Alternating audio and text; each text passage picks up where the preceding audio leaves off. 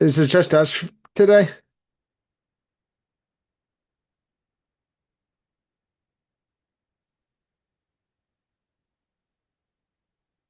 Remy.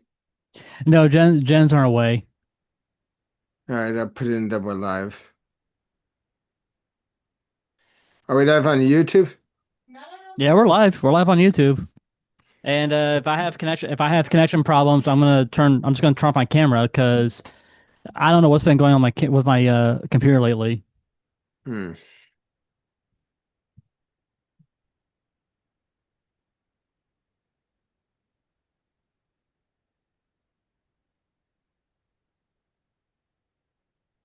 What is up, YouTube? Hello, everybody, and welcome.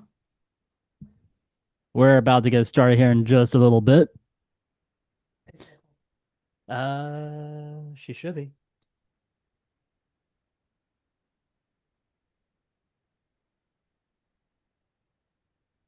There we go.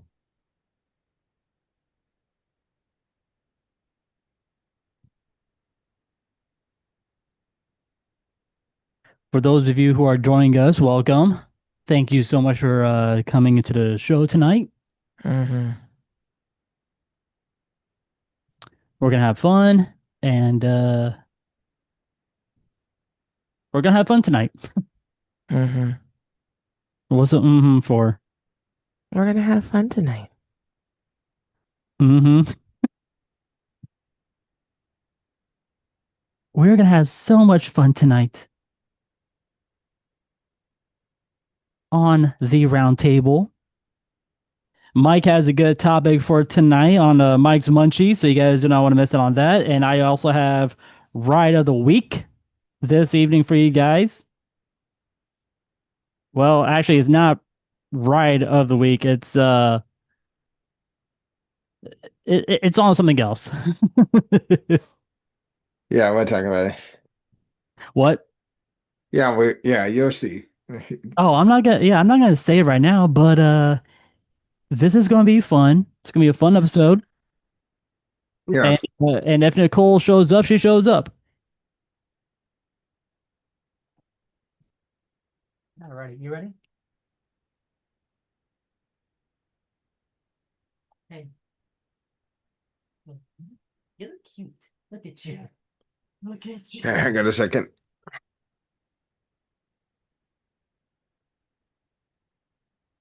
Mike, you got your stuff. You got your stuff, right? Oh shit, Mike's on the phone.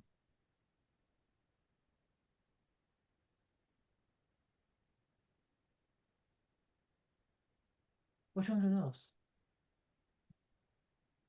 Oh, the pumpkin spice.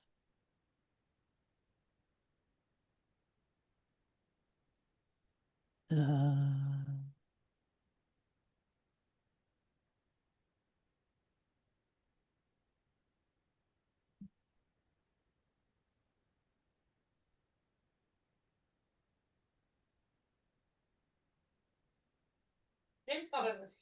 Sorry, what were you saying? What did I need? you got it. You got your stuff ready for Mike's Munchies?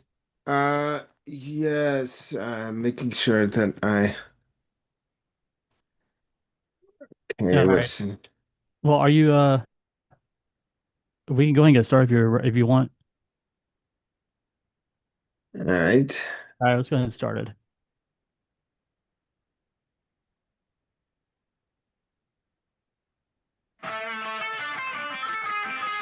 I'm not hearing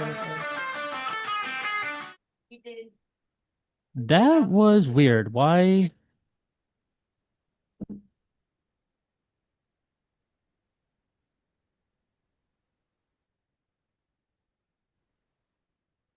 Oh, stop. All right, let's try that again.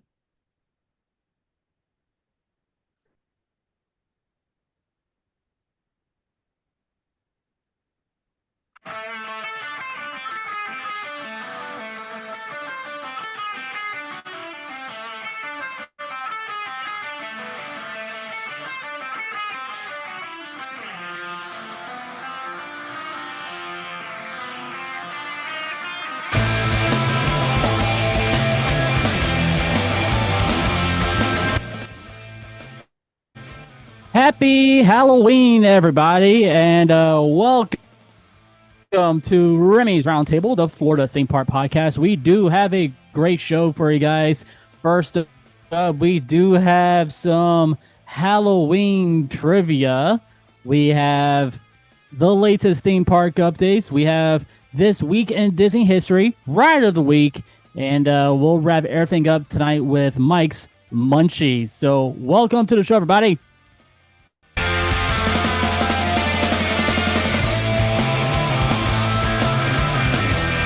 You guys can follow us on all social media, which is on Facebook, Instagram, and also on YouTube, which we are streaming right now. So hello to all of you who are watching us live on YouTube. And you guys can also listen to us right here on Spotify. So good evening, everybody, and welcome to our Halloween episode. My name is Remy, and with me tonight is my dangerous co-host, my partner in crime, my lovely wife, Jen. Hi, honey. How you doing? I'm fabulous.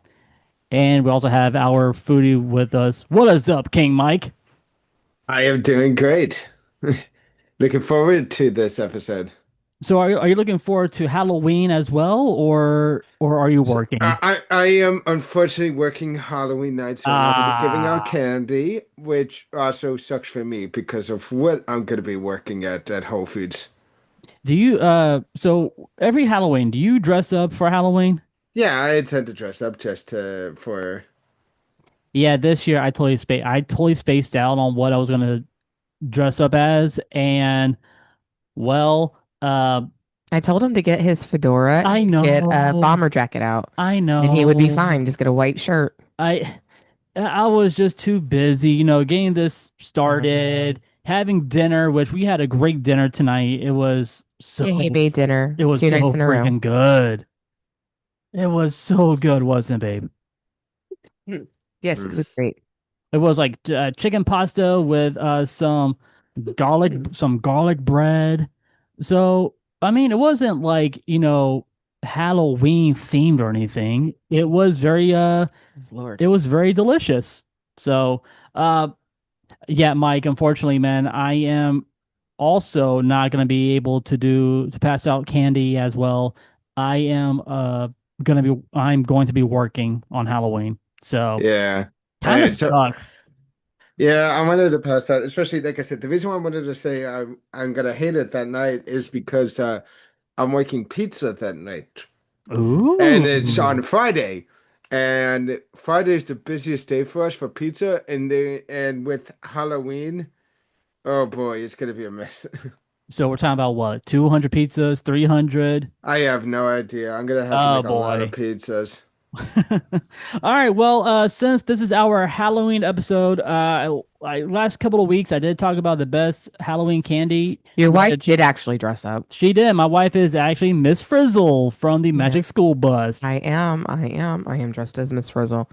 You can't see me from the top or from below the top, but there we go. This fabric feels so weird. Wait, is Jen not passing out candy or? Well, I have to dress up as a for Friday because it's Red Ribbon Week and we do a storybook character on Halloween. So you're gonna be at the school is what you're gonna be at. I'm gonna be at this. Well, I'm gonna be at the school for most of the day, but when I get off work, I'm gonna come home and pass out candy. Yeah. That is, if we have any. I mean, we had them last year, so we should have some. I'll still buy me some candy just to have to eat for myself, but but yeah, I'm not gonna pass out candy. I wanted to actually have a break on Halloween and not have to work on a day and just pass out candy. Or at least on a night. Yeah, I mean, dude, I miss pissing. I'm sorry, not pissing. I miss passing. Yeah, you miss candy. pissing? What? Do you not have a fetus? Yeah. Oh boy. All right. Well, guys, Mike and Jen, it is Halloween, and we are going to play some Halloween trivia. So, Mike and Jen, you guys are going to work as a team. Mike, don't you dare look up any of these answers. All right. I'm not. All right. So, all right, here we go, guys. Question number 1. In which country did the tradition of carving turnips, not pumpkins, to ward off evil spirits originate? Turnips. Yeah, turnips, not pumpkins. Turnips. In what country? Yeah, yeah. In which country did the tradition of carving turnips, not pumpkins, to ward off evil spirits originate? Germany. Not in Germany. Mike, What country you what said? country? Yes. I'm trying to think of countries. Is it a European country? It is a European country.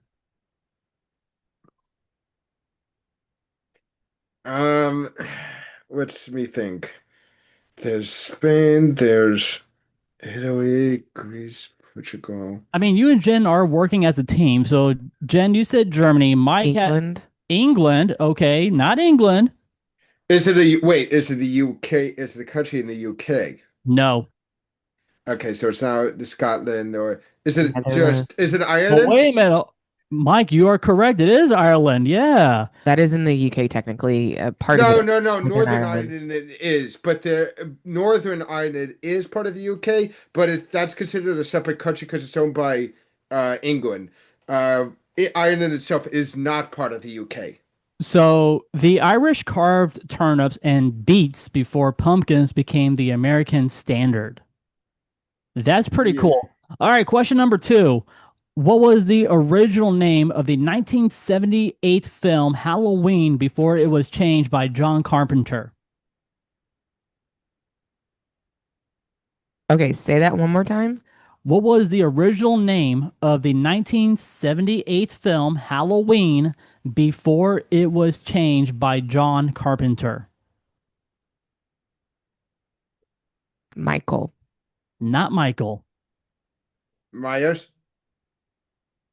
I don't know. The answer is the babysitter murders. Oh my. Yeah, Carpenter changed it to Halloween to tie the story of to the holiday and give it a timeless feel. All right, question number 3. Which historic figure is often credited as the inspiration behind the legend of Dracula? Vlad the Impaler. That's right. Yeah. Yeah, I Vlad was the gonna Impaler, yeah. Bram Stoker based Dracula loosely on Vlad's brutal reputation. Whew. All right, question number 4. In Hocus Pocus, what are the full names of the 3 Sanderson sisters? I have a shirt that I made with them. Yes, you did. Um,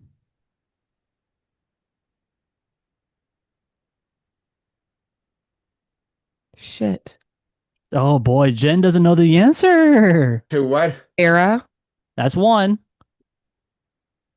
because Sarah was the blonde.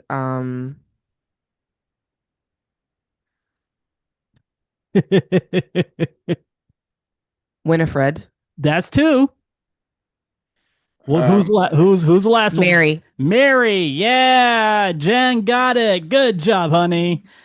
So that was so you got Bette Midler, Sarah Jessica Parker, and Kathy Najimy who play the Sanderson sisters. And coming in right now to our studio on our Halloween episode, we have our nerdy with us, our nerd getting nerdy with Hey Nicole, how you doing? Hello, just Ducky. How are you? Well, Nicole, you came perfect time because we are playing some Halloween trivia. How am I the only one Huzzah. who messed up? I don't know, baby. I do not know. We did not plan this right. I'm told that I was supposed to dress up. I dressed up like You Miss did. Frizzle. You Hey, did. You are Miss Frizzle. I mean, I'm always kind of dressed up, but this is 100% compliant. We know I'm defiant. There we go. So that's, I don't know.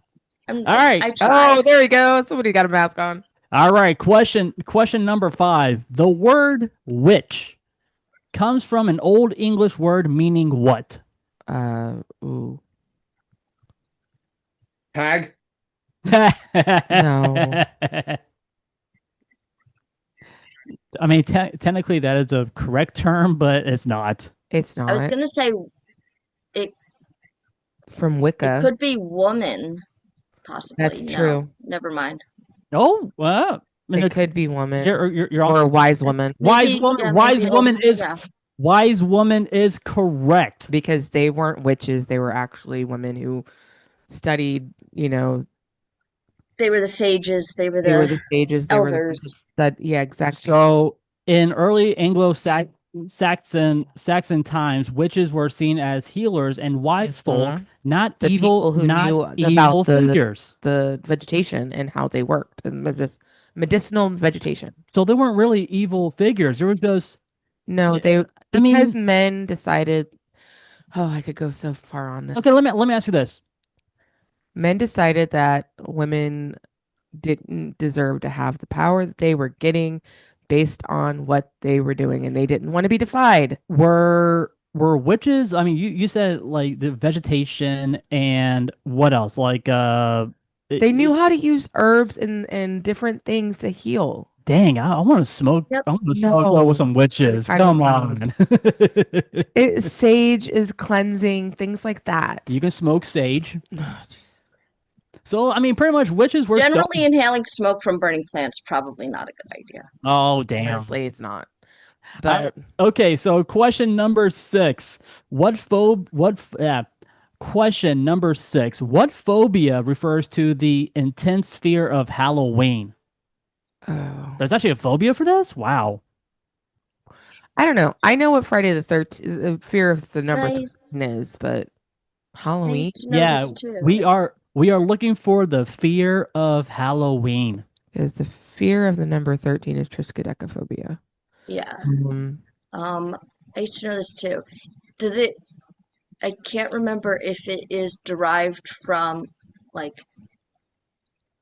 Samhain, or I probably said that really wrong. Samhain. Yeah.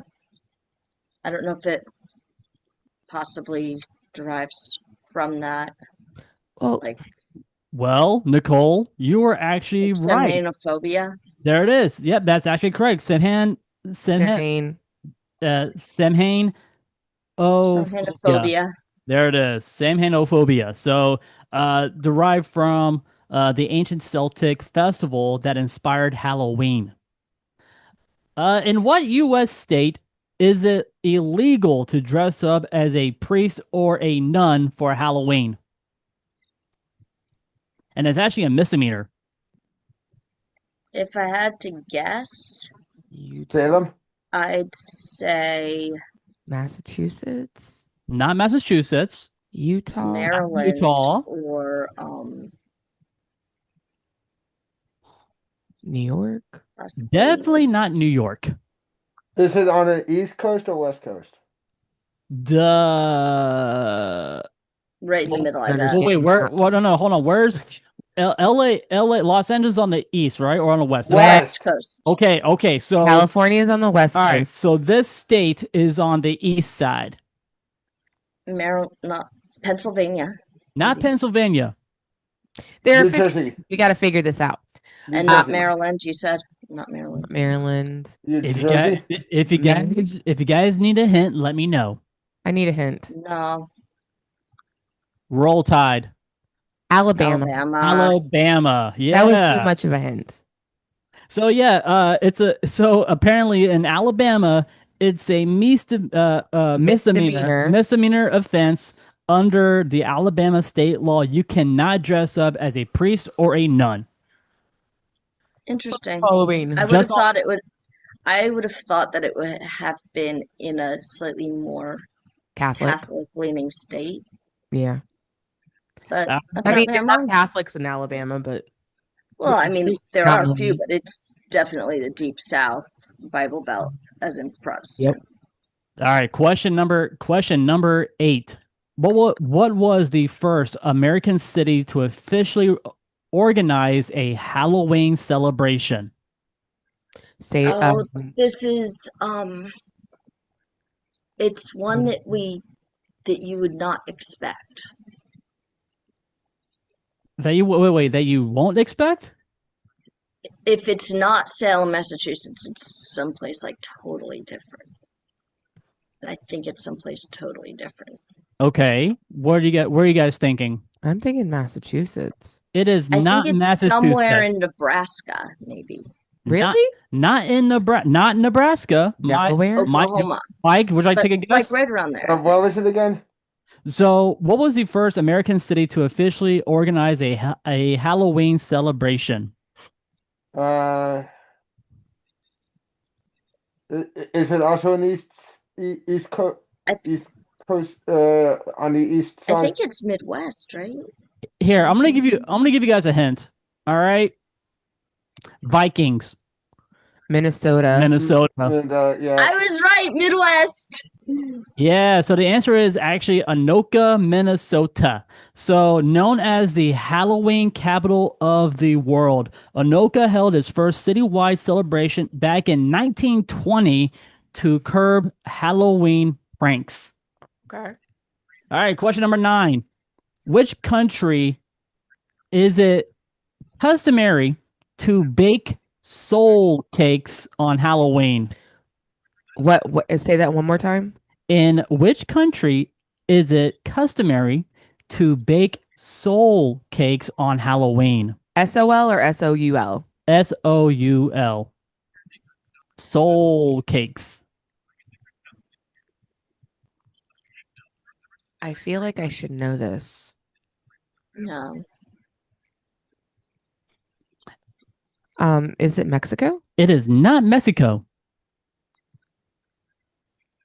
I'm just thinking about the Day of the Dead and how they make Yeah, pie. they have like the sugar skulls. bones I and- want to No, say no, that they the have- soul cakes are somewhere in Europe. Nicole, you might be on the right track. Soul It cake. is. I'm thinking somewhere Central Europe. No, wait. It could be. Would you guys like a hint? It's Yeah. either northern or central. All right, so here's your guys' hint. Big Ben.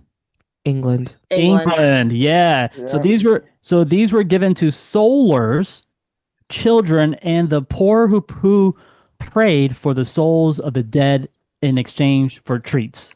Oh, that's what they would do in the beginning though, is you would get food. You wouldn't get like candy. They wouldn't give you candy, that you would have other things that were given. Dude, that is dope to get cakes on Halloween. Oh, that sounds cool.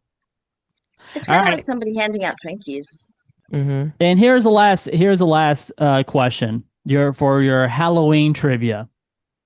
In the 1993 film The Nightmare Before Christmas, what was the name of Jack Skellington's ghost dog?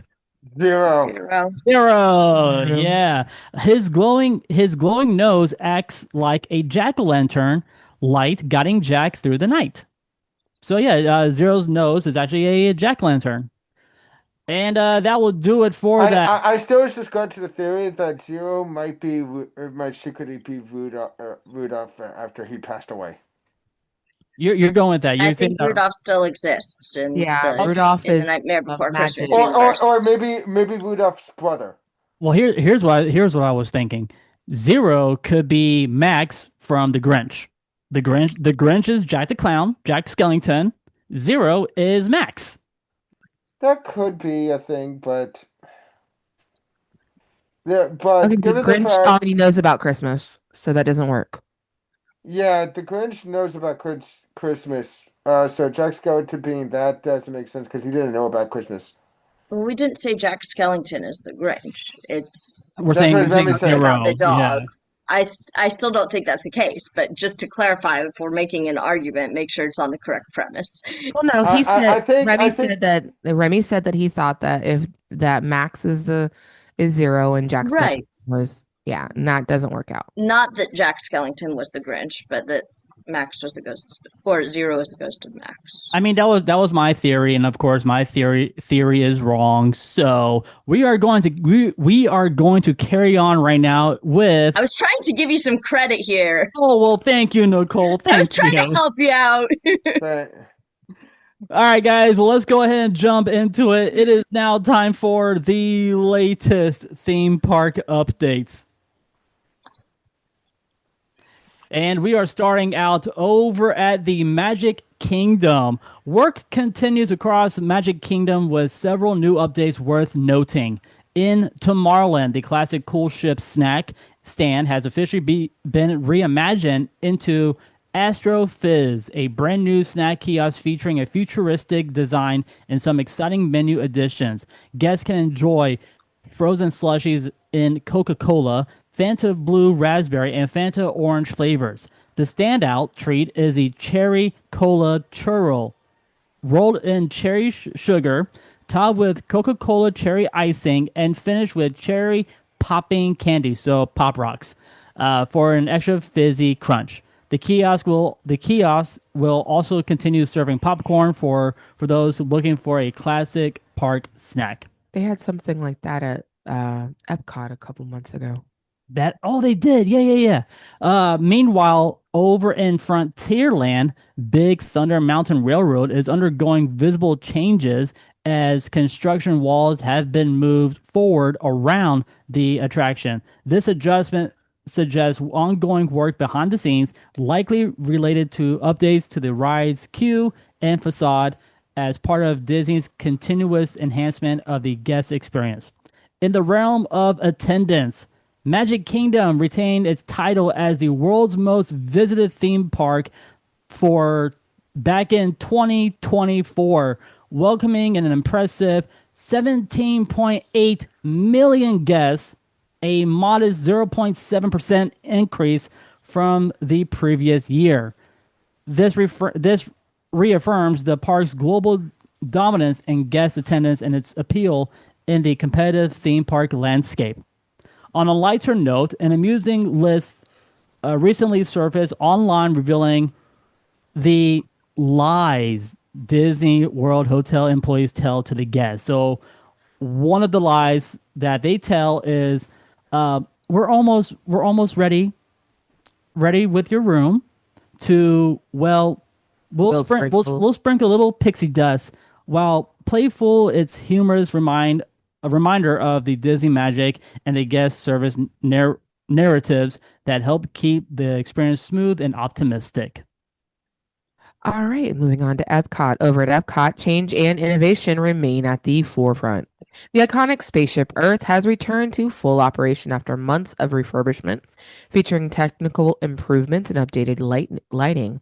At the same time, the water feature at the Seas with Nemo and Friends Pavilion has made a splashy return, restoring a beloved visual element of the park. Looking ahead, Disney has confirmed that nearly 45% of Epcot's attractions will undergo a significant changes by 2026. These include next generation upgrades to major rides such as Soarin', which will debut the new Soarin' Across America flight ride in summer 2026. Test Track, embracing its original World of Motion heritage, and Frozen Ever After, which will receive advanced animatronics to enhance the immersive story. Guests can also look forward to a glasses-free experience on Remy's Ratatouille Adventure and a refreshed Soarin' flight path that features scenic vistas across the U.S. Additionally, Epcot's schedule is set. The 2026 Epcot International Festival of the Arts will run from January 16th through February 23rd, 2026, offering live entertainment, interactive art installations, and culinary creativity of the highest order.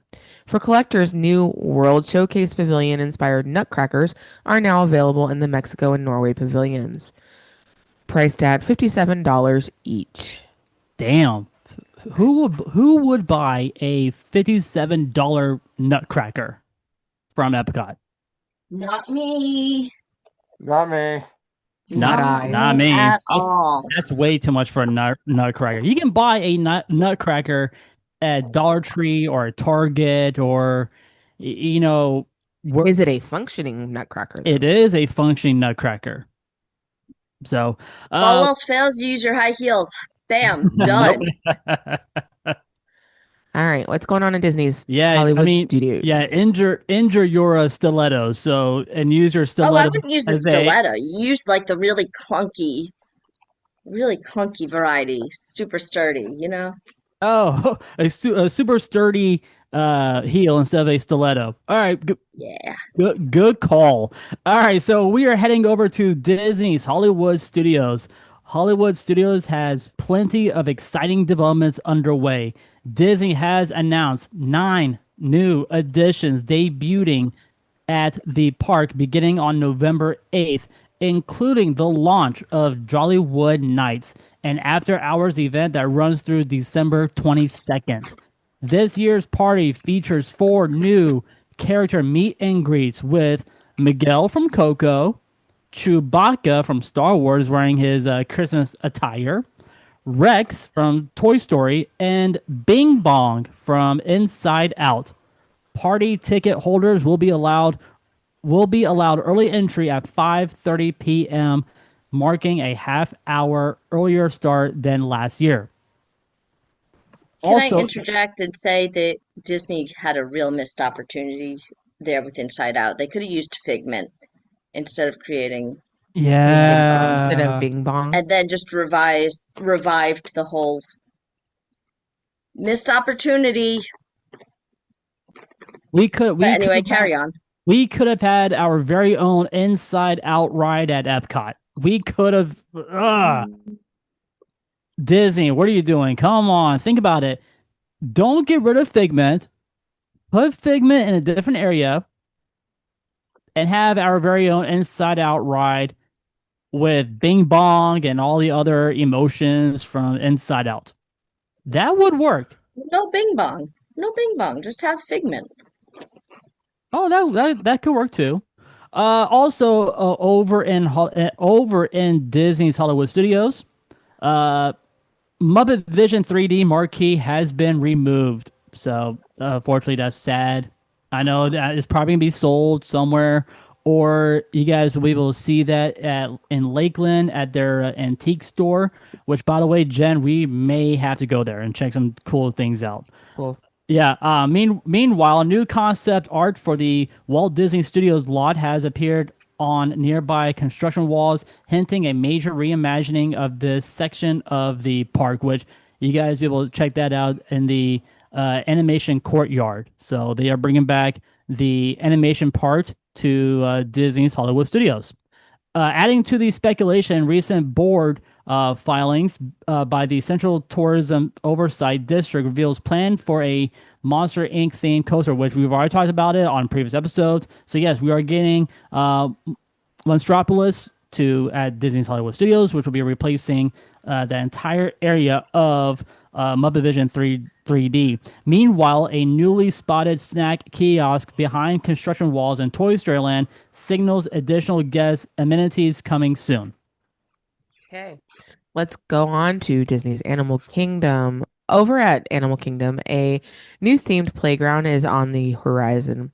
Permit filings confirm that a forthcoming play area within the future Tropical America's Land will replace the Boneyard and will be located near the Cretaceous Trail, using a space once reserved for a Goofy and Pluto meet and greet. This park expansion continues Disney's push towards a South American-inspired land that focuses on exploration, wildlife, and immersive storytelling. I am so looking forward to this Tropical America's area because this is where we're gonna have our very own Encanto section over at Disney's Animal Kingdom. Plus, that would be cool. Plus, the Indiana Jones ride that will be replacing Dinosaur. Hopefully, be able to handle it, Jen, because it is Indiana Jones. I love Indiana Jones, but if it's anything like Dinosaur, there's not going to happen. Well, we gotta wait till next year and see what happens. We do have some resort updates, and also we have a really cool update on the My Disney Experience app. So on the resort front, exterior facade work continues at Disney's Lakeshore Lodge, Disney's newest vacation club, resort under construction on Bay Lake. Work in October 2025 shows the A-frame cabins and exterior facade details being treated, stained, and wrapped. The resort is expected to open in 2027. In mobile app, Disney has introduced a revamped My Plans feature in the My Disney Experience app. The new interface combines the former My Day and Future Plans pages into a single streamlined hub. At the same time, the tip board has been renamed Wait Times and Show Times, and navigation has been adjusted to separate the two information areas more distinctly. Jen, what's going on at Universal? At Universal Orlando Resort, it's preparing for major shifts ahead in 2026. As part of its strategic changes, the company has discontinued its 3-park annual pass option, which included admission to Universal Volcano Bay, effective immediately in advance of the water park's refurbishment beginning in October 2026, with plans to reopen on or before March 24, 2027. This change reflects Universal's upcoming investments and restructuring of its pass offerings. In conjunction with the launch of Epic Universe, Universal has also announced new ticket and park hopping policies for 2026. Among these is the 3 parks, 1 park per day, 3-day ticket, allowing 1 day each at Epic Universal Studios, Florida, and Islands of Adventure for approximately $118.33 per adult, $115 per child. Lastly, a whole $3, man. Lastly, the DreamWorks Imagination Celebration at Universal Studios Florida will close for scheduled maintenance from November 7th to the 17th, 2025, ahead of the high season holiday period. So you said it's a 3-day ticket, so 118 times 3. Whoops, no, not divide. I need multiply. Hold on. 118 times 3. What the heck? It's $118 for the ticket, honey. I know for $354. $354 $354 for 3 days at Epic Universe. Damn. That's a lot. That is a lot. That is a lot. Whew. Frick that. So, 1 park per day, 3-day ticket. Okay. It's saying that it's a 3-park, 1 park per day, 3-day ticket, allowing 1 day each at these different parks for $118 per child or per adult. Right. So what I'm saying it's not per day. It's not $118 per day. According to this, it's $118 per adult per park hopper. Oh, well, okay. Well, I'm saying unless it's wrong, and knowing Remy, it probably is wrong. This is correct. I did my research. This is all correct about Epic Universe. It's about their new ticket and park hopping policies for 2026. But we are going to carry on, and we are heading over to Disney Springs. In the shopping and entertainment district, construction walls have been installed around level 99, signaling upcoming development or retheming. Although Disney has not officially released details, sources suggest a refresh or expansion of this interactive venue space may be underway. So yes, we are getting a brand new entertainment area, and this whole construction deal is called level.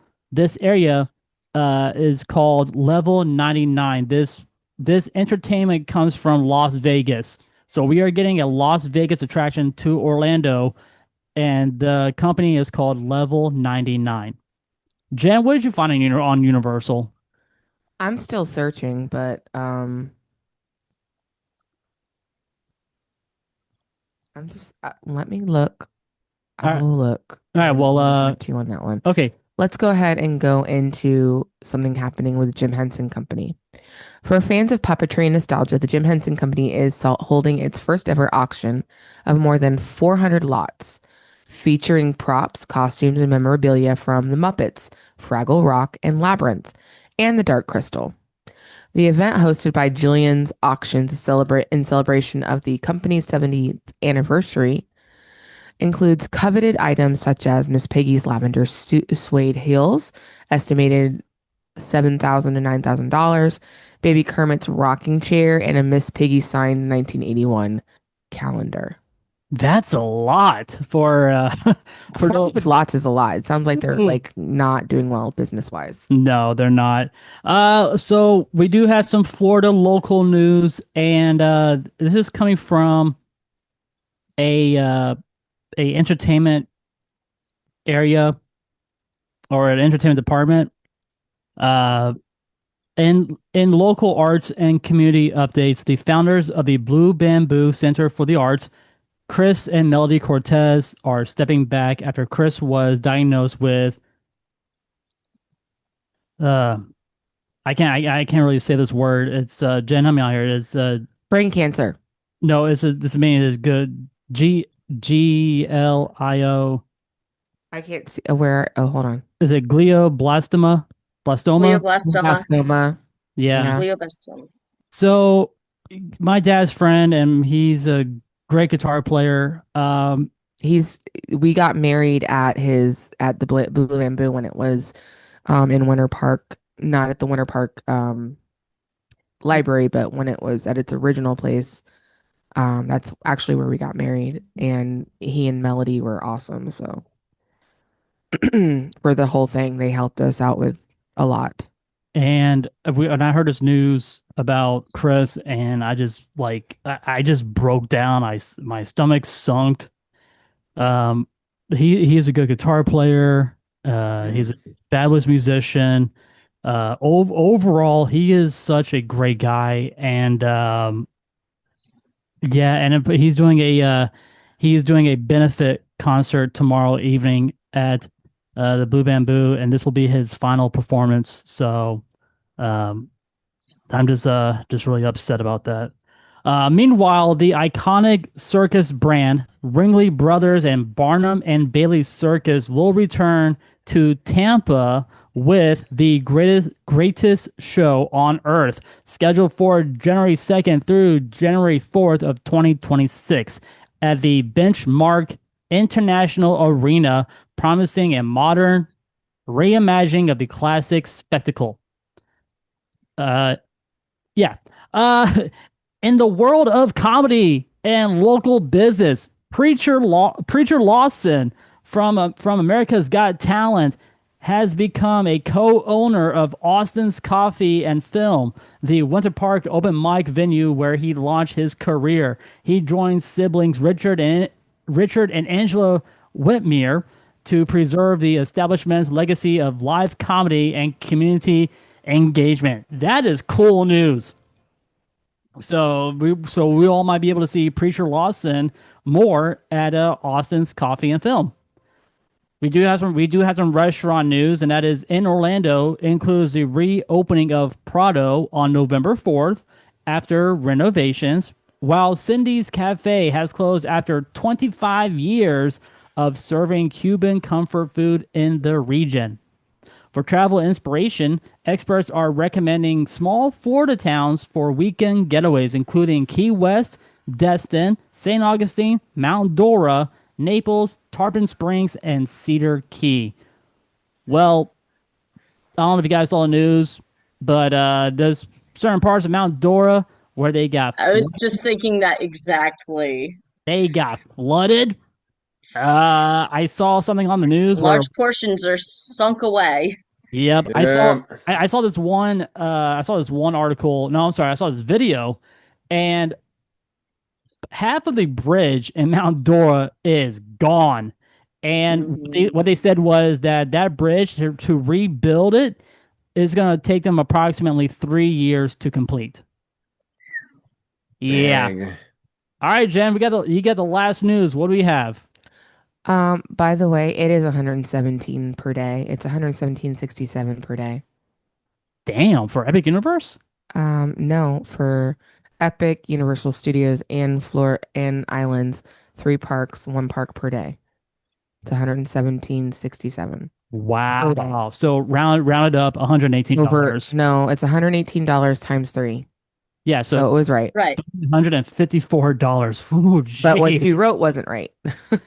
All right, so some miscellaneous Florida news. In an unusual theme park incident, a Michigan man allegedly assaulted another guest on Space Mountain on October 26, 2025, citing urgent restroom needs as the motive. The victim required hospitalization, and the matter was reported to local authorities. And that is it. You can't handle. The question is, did he actually end up going to the restroom? Oh, Yeah, right. I mean, obviously, but you seriously cannot hold your bladder in the Some space. people can't. I know there have been times where I can't hold my bladder, but I'm not Yeah, going but to you got time anybody to and I'll assault pee myself. somebody?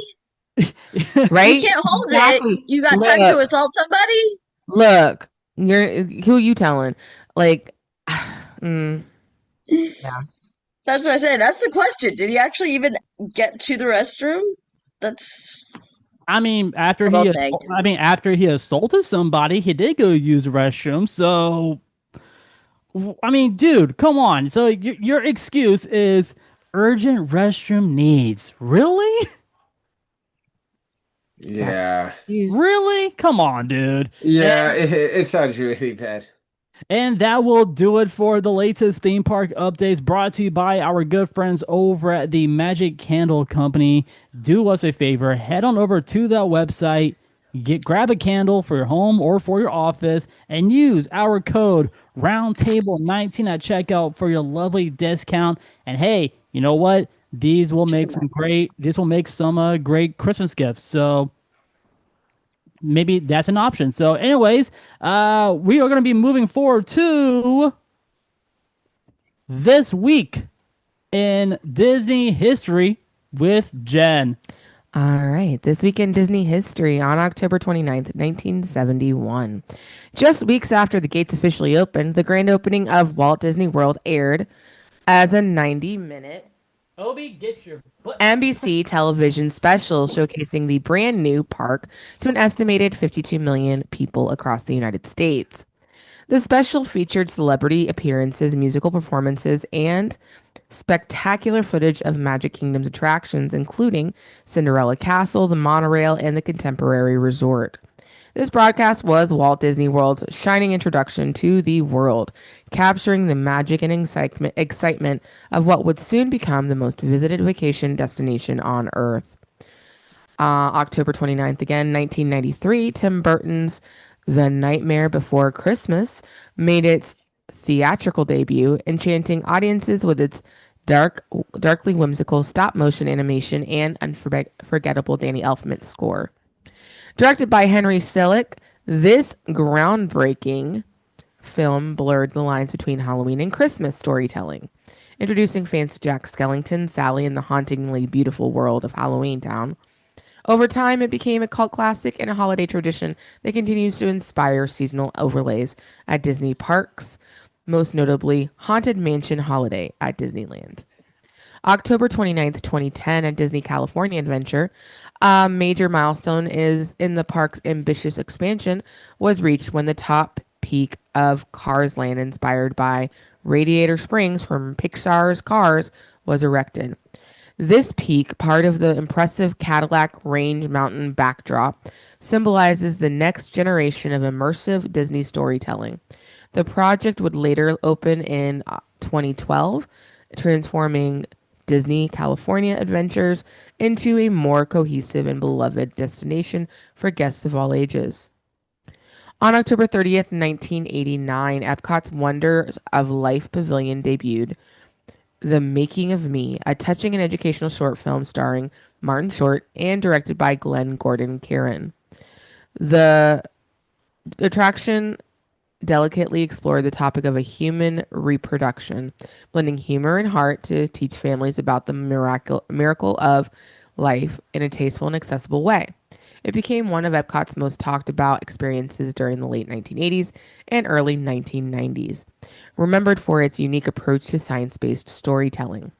On November 1st, 1940, the classic Mickey Mouse short Mr. Mouse Takes a Trip premiered, directed by Clyde Geronimi. In this lighthearted adventure, Mickey and Pluto board a train only to be pursued by Pete the conductor, resulting in a delightful chase full of charm and physical comedy. The short remains a beloved entry in Mickey's Golden Age filmography, highlighting Disney's early mastery of animation, timing, and personality-driven humor. On November 1st, 1999, Disney took a major step toward environmental stewardship with the opening of the Disney Wilderness Preserve in Kissimmee. Spanning over 12,000 acres, the preserve became a sanctuary for endangered species and native ecosystems, showcasing Disney's commitment to conservation. The project was developed in partnership with the Nature Conservancy and stands as a living example of Walt Disney's philosophy of harmonizing nature in progress. Where is that? I mean, it's in Kissimmee, but is that Animal Kingdom? Yeah. I don't know. Huh. Yeah. Probably. I'm just curious because I'm like, Yeah. the Disney Wilderness Preserve in Kissimmee, Florida. I mean, It's like just outside of the grounds for Animal Kingdom. that's cool. I may have to go check that out for a little Remy's Roundtable content. So hey, that'd be pretty cool to check out. Jenny, you looked it up, didn't you? Wow. Okay, that's pretty cool. There's a lot of cedars. A lot of what? Cedar wood. Like cedar Swamp. trees. Oh, Yeah. swamp. Oh, swamp area. It's Okay. swampy. Ooh, never mind then. Well, I mean, it's not bad. I mean, Florida is mostly swamp. Let's just be honest about that. It's pretty, you know. All right. In November 1st, 2003, Disney's 44th animated feature film, Brother Bear, debuted nationwide, featuring the voices of Joaquin Phoenix, Jeremy Suarez, Jason Reyes, Rick Moranis, and Dave Thomas. This emotional story of transformation and brotherhood follows a young man named Kenai, who is turned into a bear. The film's stunning landscapes and Phil Collins' music created a heartfelt exploration of empathy and understanding, earning it a warm place in the Disney animated cartoon. Canon. Tell everybody I'm on my way. Well, that's one of the songs from the movie. November 2nd, 1986, the Disney community mourned the loss of the legendary voice actor Paul Frees, who passed away in California. Frees' unmistakable voice gave life to countless characters, but perhaps his most iconic role was as the ghost host in the Haunted Mansion attraction. His booming narration, "Welcome, foolish mortals," remains a cornerstone of Disney Parks history and continues to echo through the halls of the mansion to this day. November 2nd, 2001, Pixar's Monsters, Inc. premiered, introducing the world to Sully, Mike Wazowski, and the city of Monstropolis. Voiced by John Goodman and Billy Crystal, the film brought laughter and heart to audiences everywhere, telling a story about friendship, fear, and finding joy in unexpected places. The movie's success led to multiple spin-offs, theme park attractions, and a prequel film, cementing it as one of Pixar's defining hits of the early 2000s. On November 3rd, 1952, voice actor Jim Cummings was born in Youngstown, Ohio. Over the years, he became one of Disney's most prolific and versatile voice talents, lending his voice to beloved characters such as Winnie the Pooh, Tigger, Darkwing Duck, and Hondo Ohnaka from Star Wars: The Clone Wars. Cummings' incredible And the last voice- third of Be Prepared. Yeah, exactly. Yeah. Be prepared. Remind- And for years, no one knew about that. Actually, it was more than third. It makes a lot of sense. I think it was halfway through. Yeah, it was because the guy who I can't think of his name at the moment, Jeremy Irons. Jeremy Irons, does not sing. So No, He's he not as does. good- He blew out his voice recording the song. Yeah, Yeah. and so halfway through they had to switch to Jim Cummings, which Jim Cummings has done a lot of crazy roles, and people didn't know about that he did matched, like, people thought it was Jeremy Irons the entire time. Jim Yeah. Cummings is that he's good. so good. He's so good that he can almost basically perfectly match anyone who says he can He's a- perfectly. He's Yeah. a good TikTok follow, by the way. He really is. He's a good TikTok follow. That's true. I like listening to him. So November 3rd, 1998, at the Magic Kingdom in Walt Disney World, Buzz Lightyear's Space Ranger spinoff officially opened its doors. The interactive dark ride has guests join Buzz in a galactic battle against the evil Emperor Zurg, using laser cannons to rack up points along the way. The attraction became an instant fan favorite and a staple of Tomorrowland. blending classic dark ride charm with competitive gameplay.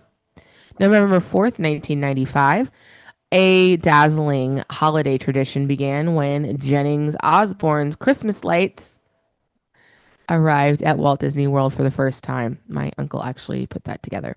What started as one Arkansas family's backyard lights display evolved into the Osborne family spectacle of dancing lights, a breakthrough seasonal event that transformed Disney's Hollywood studios into a twinkling wonderland each holiday season.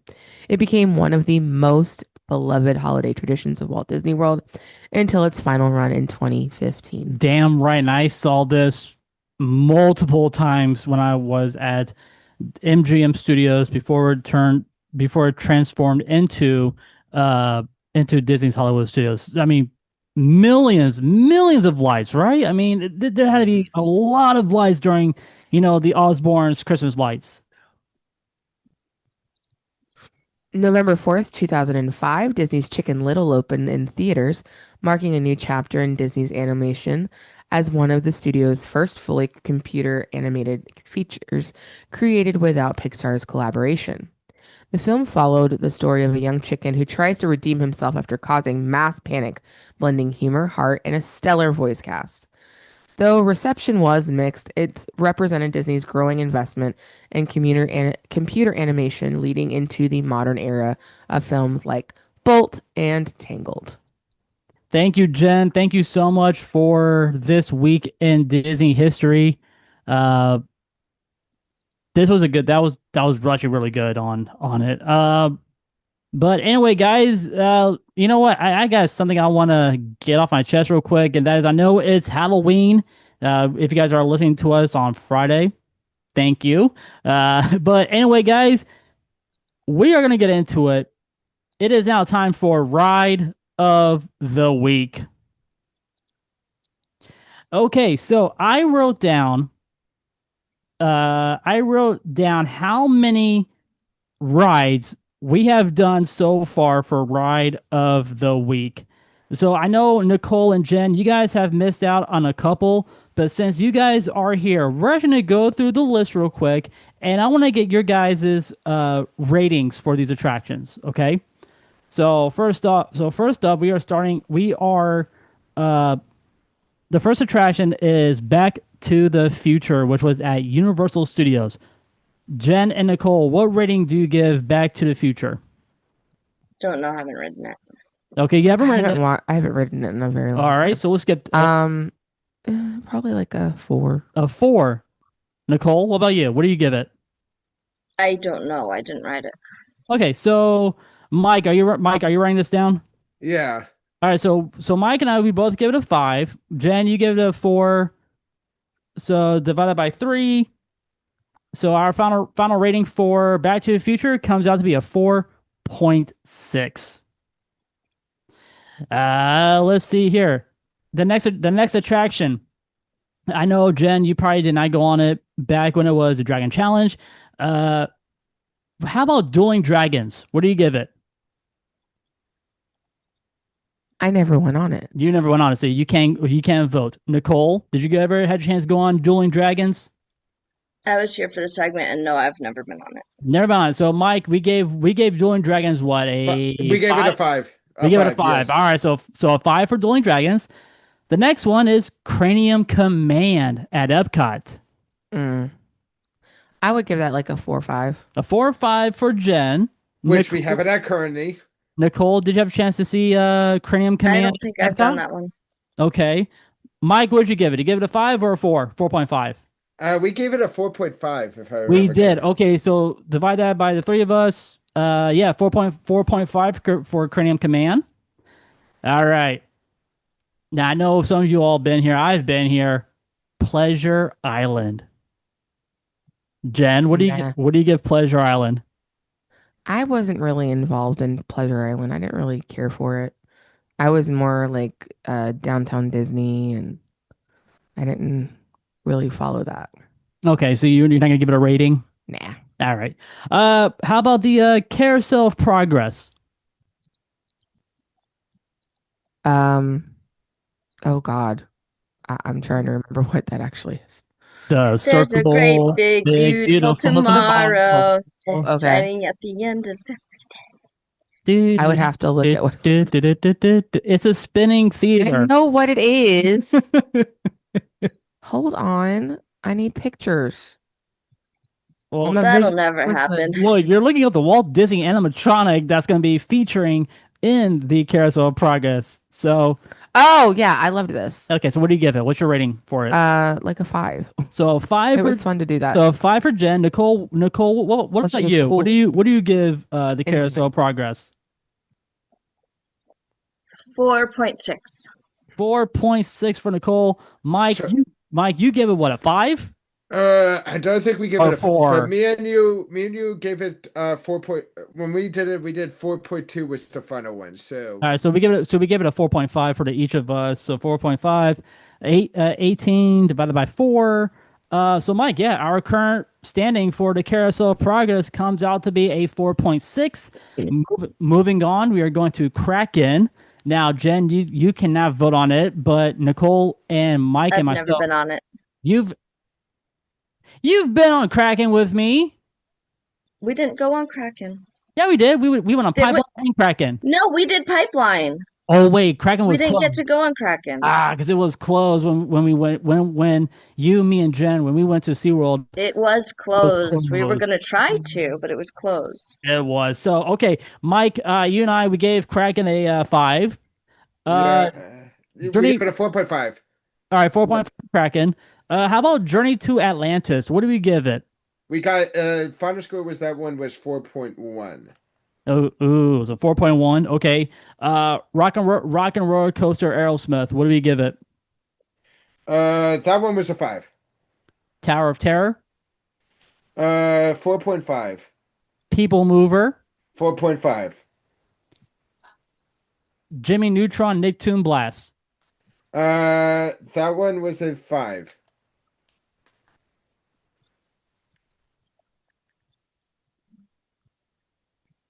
Velocicoaster. Unfortunately, to me, 4.75. I wanted that to be a 5.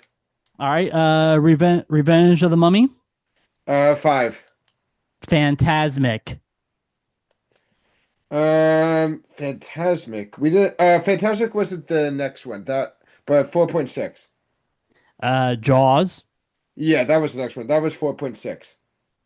Indiana Jones Stunt Show. 5. Space Mountain. 4.25. And Test Track. I didn't have Test Track because I don't think I was there on that episode. All right. So what do you give Test Track? Which version of Test Track? I'm saying it like as a whole. So what do you give Test Track as a whole attraction?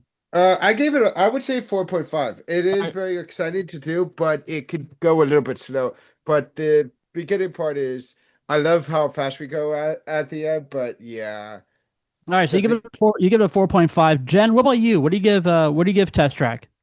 I've never been on it. So you've okay. When we go to Epcot Saturday, we're going on it. Nicole, what do you give Test Track? 4.2. 4.2. Mm-hmm. All right, so you're giving it a 4.2, Nicole? Yeah. All right, now I'm giving it I'm gonna give it a 4.5. So divide that by the 3 of us. Mike, we so out of the 3 of us, we give Test Track a 4.4. All right. That's what we're giving it. We're giving Test Track a 4.4. So guys, yeah, that is all the rides we have done so far. Now, since this is our Halloween episode, what do you guys think what do you guys think I'm going to be talking about tonight? If I had to guess, it's going to be perfect because I'm going to be talking about the Haunted Mansion. So we are actually not, I am not going to be talking about the Haunted Mansion. So Okay. guys, for ride of the week, I am taking you to an event. We are going to be talking about Halloween Horror Nights. Yeah. Fair enough. So Halloween Horror Nights isn't just a seasonal event. It's a multi-million-dollar production that transforms Universal Studios Florida into a living, breathing horror movie set. The yearly budget for HHN ranges from $25 million to $35 million, with an enormous chunk of that going toward the set design, special effects, sound engineering, costumes, and talent. Each haunted house is a masterpiece of engineering and storytelling, casting anywhere from $500,000 to over $1 million to construct. The sets are so detailed that they that they reveal actual movie productions, complete with full lighting rigs, soundscapes, hidden animatronics, and custom props. And let's not forget the manpower. Between makeup artists, technicians, and over 1,000 scare actors, Universal invests heavily in its cast and crew every year to deliver a seamless experience. Even the fog machines, which are programmed to pulse in sync with lighting and sound cues, contribute to the immersive illusions. When you are walking through HHN, you are not just in a haunted house. You're stepping into a cinematic world built from scratch for one season only. All right, now we do have the history about Halloween Horror Nights. Halloween Horror Nights began its journey in 1991, originally named Fright Nights. It lasted only 3 nights and featured a single haunted house built in the Jaws queue line, along with some wandering monsters on the streets. Despite its small scale, the response was overwhelming. Fans were hooked, and Universal knew they had stumbled upon something extraordinary. By Just cue. Hooked. yeah, Ha ha ha. Carry on.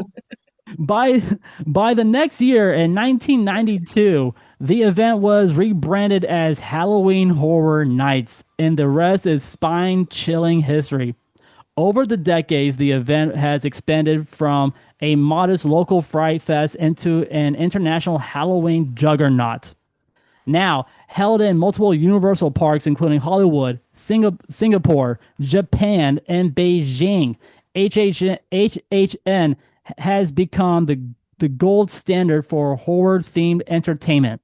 Every year, the creative team reinvents the event from the ground up, crafting new original houses and partnering with famous horror franchise such as The Exorcist, Stranger Things, The Walking Dead, Universal Monsters, Chucky, and of course, The Last of Us and WWE.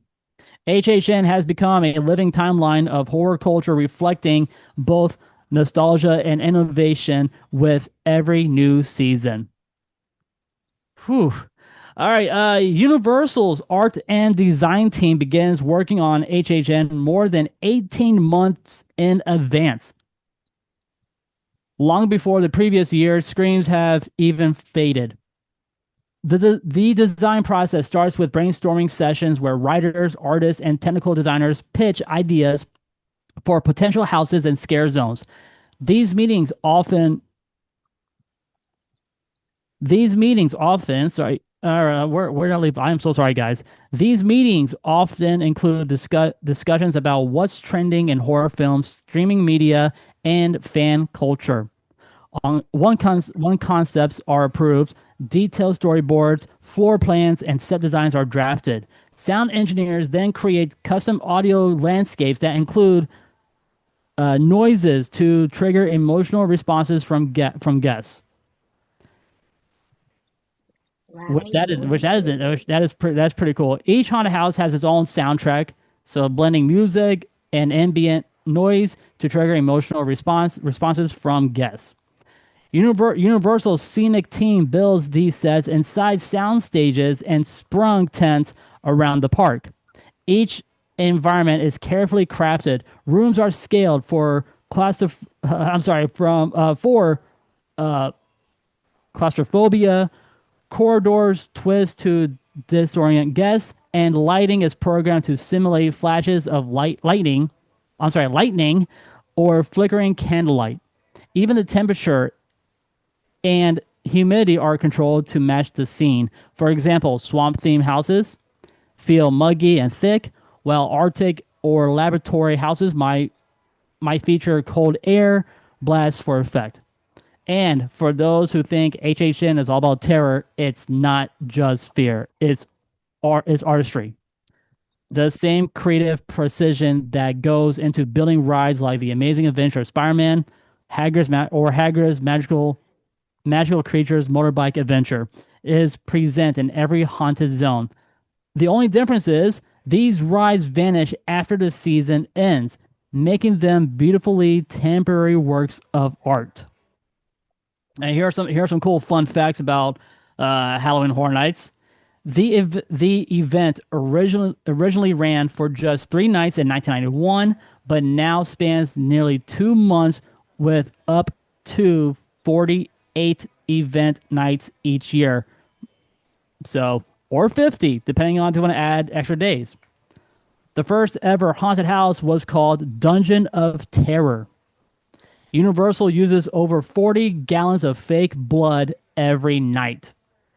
HHN's, now Mike, if you're listening to this, HHN's signature food, the Twisted Tater, has been around since 2009 and has inspired multiple flavor variations.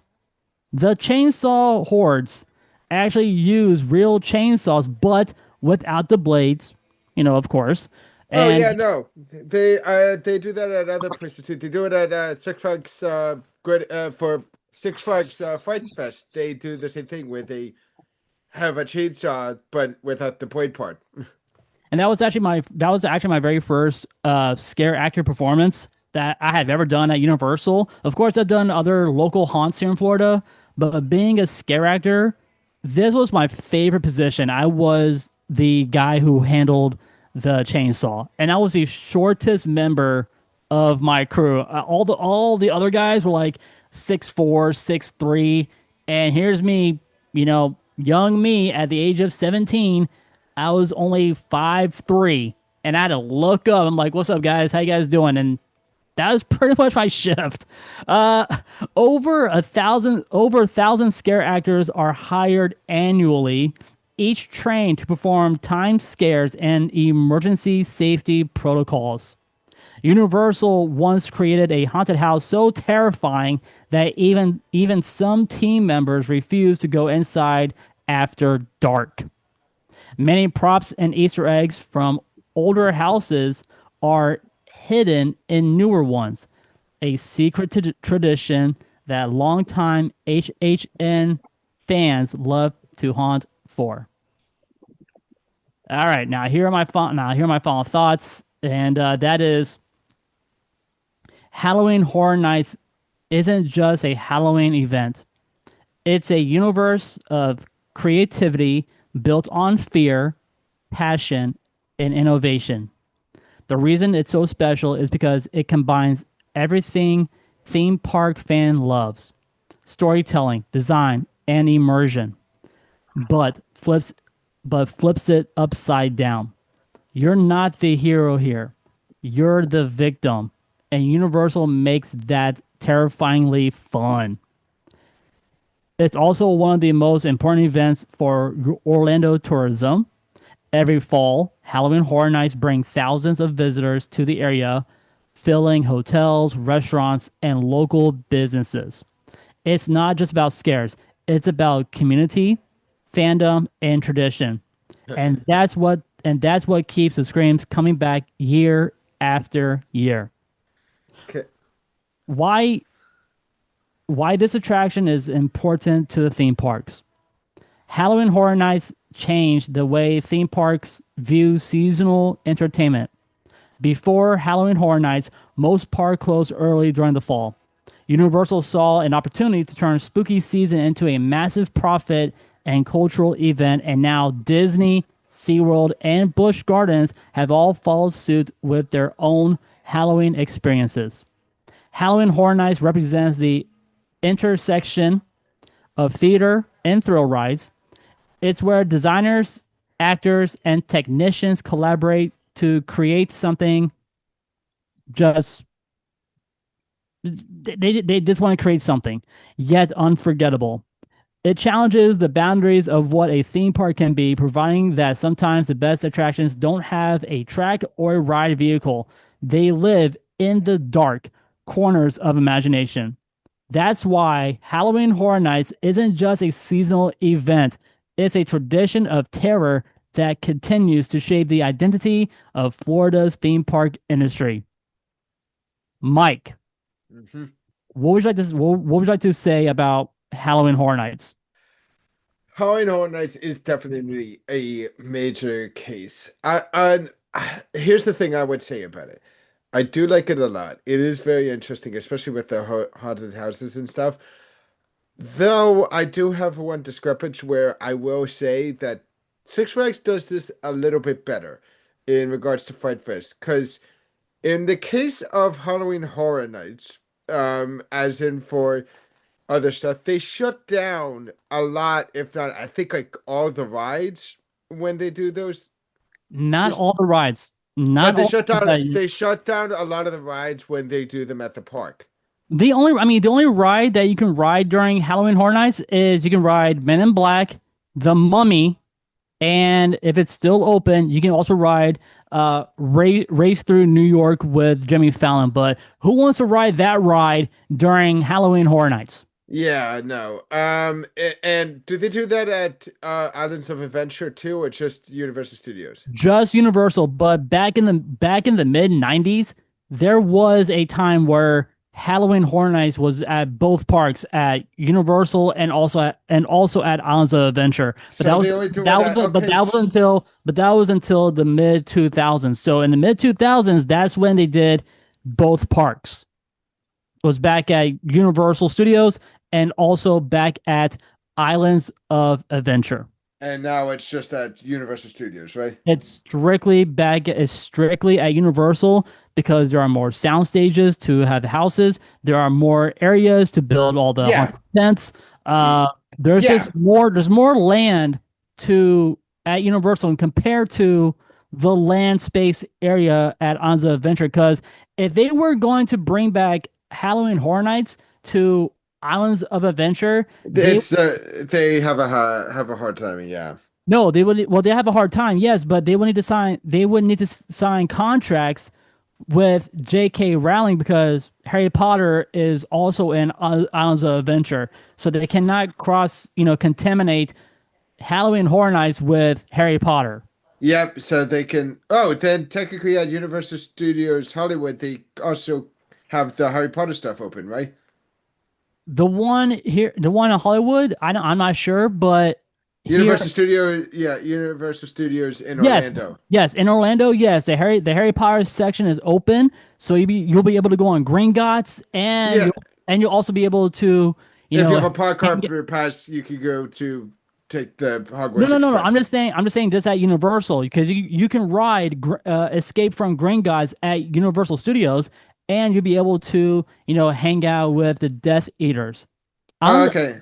Islands of Adventure will be already be closed, so the only option is Yeah. So okay, that's like one of the grievances I have. You see, when in Six Flags, while the houses are not as impressive as I've seen from, say, Universal Studios, the one thing that they do is they make sure you're still able to ride the rides while you're doing that. So they have all the rides generally open that stay open that time. The only thing that they do is they put in open areas where they're not having rides open, that they put the themed areas, such as, say, the log flume, the water rides. They have area like open areas that have a lot of stuff in them, as well as some other stuff too, as well as just in areas outside of coaster rides, like in the exit areas and stuff. right. And dude, So, like I said, man, I mean Halloween Horror Nights. This is like one of but my Halloween, yes, Halloween Horror Nights is an amazing it's still an amazing thing. I honestly love it. It's really cool. Especially I loved how they did a WWE theme with the with the The it's White the Six. Yeah, specifically they did the Firefly Funhouse, right? they did, and they added some other things in there. Quick I question: Did they have? Did they have the? Did they have like the small stuffed toy version, the stuffed doll versions of like Rambling Rabbit, Huskus the pig? Yeah, they did. Oh my God, dude. I mean, I watch wrestling. It, that stuff is creep. That stuff was it was like it was fun, but it also got creepy at times. So there was this one video I saw on Instagram, and Alexa Bliss was hanging out at Universal, Yeah. and she was able to be a scare actor for one night for the Y6 haunted house Oh for yeah, well, because four she nights. used to be, she used to have a thing where she was with Bray for a bit. Yeah, yeah. But yeah, man. I mean, I've been going to Halloween Horror Nights since I was in during my preteens. This is where I first met my favorite scare actor, uh, which his name is. He was my old neighbor. Shout out to Mr. James Keaton. He is also known as Jack the Clown. So he was one of my favorite Halloween Horror Night icons. Uh, but yeah, dude, this is just an awesome event. Although if Universal can just bring down the ticket pricing, I will be going to Halloween Horror Nights. Unfortunately, I was not able to go this year because of how expensive it is. And I'm just like, nope, I don't have the money. I cannot go. So this year, I am missing out on Halloween Horror Nights. I am also missing out Howl Scream at SeaWorld. And I'm also missing out my horror convention, Spooky Empire, this year. So I am very sad that I didn't do anything haunted this whole freaking season. Nicole, tell Yeah. me, tell me, do you have any memories of Halloween Horror Nights? No, I've never been. It's always been expensive. And also once I moved down here, I was more going into the scare acting side. So I've done like SeaWorld scare acting and Haunted Road and of course Dark Horizons. That was the best. Yeah. And then there were the COVID years. And then also like this year I couldn't even audition because, work basically every most of the nights that they're having the event I had to work anyway. So there's that. All right, guys. Well, that will do it for Ride of the Right. Week on Halloween Horror Nights. And I have not decided on which attraction I want to talk about next because I've been jumping from throwback attractions, upcoming attractions, old attractions, new attractions, attractions that are still at the theme parks. I have not decided on which one I would like to talk about next. But guys, let's get into it. I am hungry. I'm still hungry. It is now time for Mike's Munchies.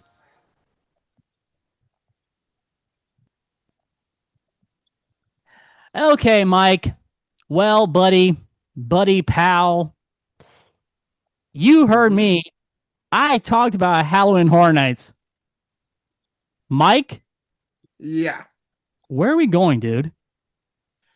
So this is actually a Halloween special. Um, as as you know, while we also have Halloween Horror Nights at Universal Studios, we also have Mickey's Not So Scary Halloween, and they have themed stuff for that for these events. So yeah, we're doing a double special on Halloween Horror Nights and Mickey's Not So Scary Halloween, where I'm going to be talking about different places for each one and talk about all the different things that you could get there. So, Mike, where do you want to start off at? Do you want to start off at Let's start off. Halloween Horror Nights, or do you want to start off at Mickey's Not So Scary? Let's start off with Halloween Horror Nights. Given that you did just talk about that, let's keep on the train with this. So you talk about the Twisted Tater, right? The twisted tater tots, which is amazing. Okay, Yeah. So in that's protect. all I'm going to say. It is just delicious. It's in a spiral. You pluck it out. You get like certain flavors. You get. I remember one year they had the salt and vinegar one. It literally tastes like a salt and vinegar chip. So of course we're going to talk about this first one, which is yes, Production Central. They have the Twisted Tater chips, where it's a yeah, which is as it is what you think it is. It is literally crunchy spiralized twisted potato chips, and the choices you have are spicy cheddar or ranch and vinegar seasoning. What would you go for? Vinegar, the ranch and vinegar. Yeah, me too. And that is 9.99, of course. ten So dollars. Jeez, they jacked up their snack prices for if you. yeah, they did. So and well, I'm gonna be choosing a drink there, which they have um they have two different types of they have a few things, but they have two specialized drinks for Halloween Horror Nights. One is Cursed Cranberry Vodka Spritz, Oh, which is dude. 14.75, but that's not the one I'm choosing. I'm choosing the second one, which is Tripping Animals Brewing Company Fresh Fangs Sour Ale, which is $14 because I love a good sour beer. So you said that one's $14. Yeah. All right, what else are you getting? Okay, so as well as that, I'm gonna go with the Horrors of the Wyatt Six booth near Park Plaza Holiday Shop, which has two things that interest me, but I'm gonna go with the entree, the one that's actually a savory one, which is Huskus Muscle Man Slop, which is a beef sloppy Joe with jalapeno bacon, Lay's dill pickle flavored potato chips, which I really love, and cheese sauce on weirdly a chocolate almond bun. Oh my. Okay, so Jen cannot have that because she's allergic to almonds. You said it's on an almond bun? Yeah, a chocolate almond bun. It's weird that it's on that, but I can see why they would put that on there, given that it does come with a jalapeno bacon and dill pickle chips, sweet, sweet, sour and spicy actually work really well together. How much is that? That is 14.99. Jesus, $15. Yeah, and oh, by Okay. the way, I am going to there's a few drinks here. Well, they have of course the ones I talked about already, the two beers. Um, but they have two drinks. First one is a mocktail, and it's called. Wait, I have to do it. Oh, you had to bring the mask out. Oh Yeah, boy, here we go. where's the mask? Okay, there it is. Well, okay. Mike, I'm not gonna be able to hear you with that mask on. If you can just bring your mic up to the mask, and then I can hear you. All right, let's see. Yeah, What, hold on. Mike? I still can't hear you, buddy. So what's it called? Can you hear me? Barely. I mean, you're all muffled. Okay. Can you hear me? Okay. Can you hear me? I mean, I'm speaking with my nose, and you still can't hear me. Okay. This Okay. is this is so- Mike. This is Mike with his mask on. Mike, Okay, come on, dude. okay. I still can't freaking hear you, man. I can hear. Yeah, okay. Can you hear me? You fine? You're good. All right, so Hear me now? So this one is called "Let Me In." whoa, okay. It's called "Let Me In" mocktail drink. Yes, Okay. and the reason why I had to say it like that is because I had to be in remembrance of Bray Wyatt. Bray Uh, Wyatt, yes. Which is lemon juice, peach puree, simple syrup, and lavender syrup, and garnished with the dragon fruit syrup float. Oh my, dude, that sounds delicious. Nicole, what about you? Would you get that drink, that little mocktail? Maybe possibly. I mean, So, it it's is. Depends nine how much bucks. does it cost. I It's mean, nine. it It's is a fruity $9. drink. It is a fruity drink. It's $9. $9. But that's not the one I'm actually going for. I'll So go you're for not but I just wanted to make mention for that for the kids because yeah, mine is Light the Way, which like is the way the fire on based on the fireflies. Oh, so it is Firefly White Lightning Moonshine, Firefly Peach Moonshine, Super Sour, Blue Curacao Syrup, Simple Syrup, and Seagram's Tonic Water. Here's God, the can you say overload on that drink? Yeah, it's very high alcoholic with the moonshine and stuff, but It's I like freaking sour stuff. it's so freaking moonshine though. That is powerful. two moonshines, yeah. So I'm gonna go with the souvenir cup, which you know what? I'm gonna show you. I'm gonna put up the Oh, hold on, shit. Mike. Hold on. Let me give you Yeah, shit. Hold on. Sorry, yep. guys. Give me 1 second. So I'm gonna. Go ahead, Mike. And before you show it, how much is it all together with the souvenir drink and I'm sorry, the souvenir cup with the drink? Um, the souvenir cup. So the drink by itself is $14. Okay, so are you gonna get it with or without the souvenir cup? I am getting a with the souvenir cup because the souvenir cup is only $4 more, and you can get refills, Whoa. and you can use it as a refill for the same price as a regular one. So it is $18 total. But just to show you, oh, by the way, that's not Oh, the wow. one. Okay, But so he says so yeah, 18. that's It's $18, right? and that is the Okay, Universal Studios Horror Nights drink thing right there. I would get the mug instead. Yeah, but All right, uh, $18. All right. As for other options, which I still got two more, um, yeah, not going to there. I'm actually going to the Five Nights at Freddy's in San Luis Italian restaurant, which I'm actually going to get the cupcake. The cupcake is $13. All right. Yeah, but it's really cool. It's a chocolate cupcake with raspberry insert, cannoli cream filling, and mascarpone buttercream icing. And I'll take that too. as for beverages, $9.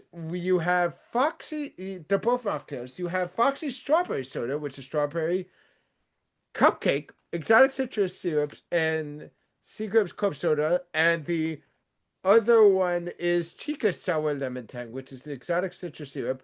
I think this thing was supposed to be cupcake I syrup, and I would go with the sour lemon. yeah, I'm going with the sour lemon. And Okay, the last one bring it I am on, going buddy. in is in Hollywood, and it's El Artista, a Spanish haunting booth. Oh, good. I know where that is. Okay. And I am actually going for another. Well, I'm going for another dessert one, Artist Palette, which is You're getting the cookie. no, it's not a cookie. It's a churro with dulce de leche, raspberry jam, and Bavarian cream paint. Okay, so it's $8. Okay. And by the way, I am going for the Sinister Sangria, and I'm just going for since I'm gonna already have the 20-ounce cup souvenir cup, I'm just getting the refill. And it's wine stream, white sangria, lime juice, and strawberry syrup. All right, Mike. Well, are you ready for your Halloween Horror Night total? Yes, what is it for that one? All right, so for Halloween Horror Nights, just on food and drinks, Mike, your total for Halloween Horror Nights is $108. Damn, for those four. Mind you, I did get drinks for each one of them You and did. food. You Yeah. did. So $108 for Halloween Horror Nights. Nicole, I know you and we will not spend, that much on Hell's not. food. Oh no. We No. definitely. I wouldn't either because.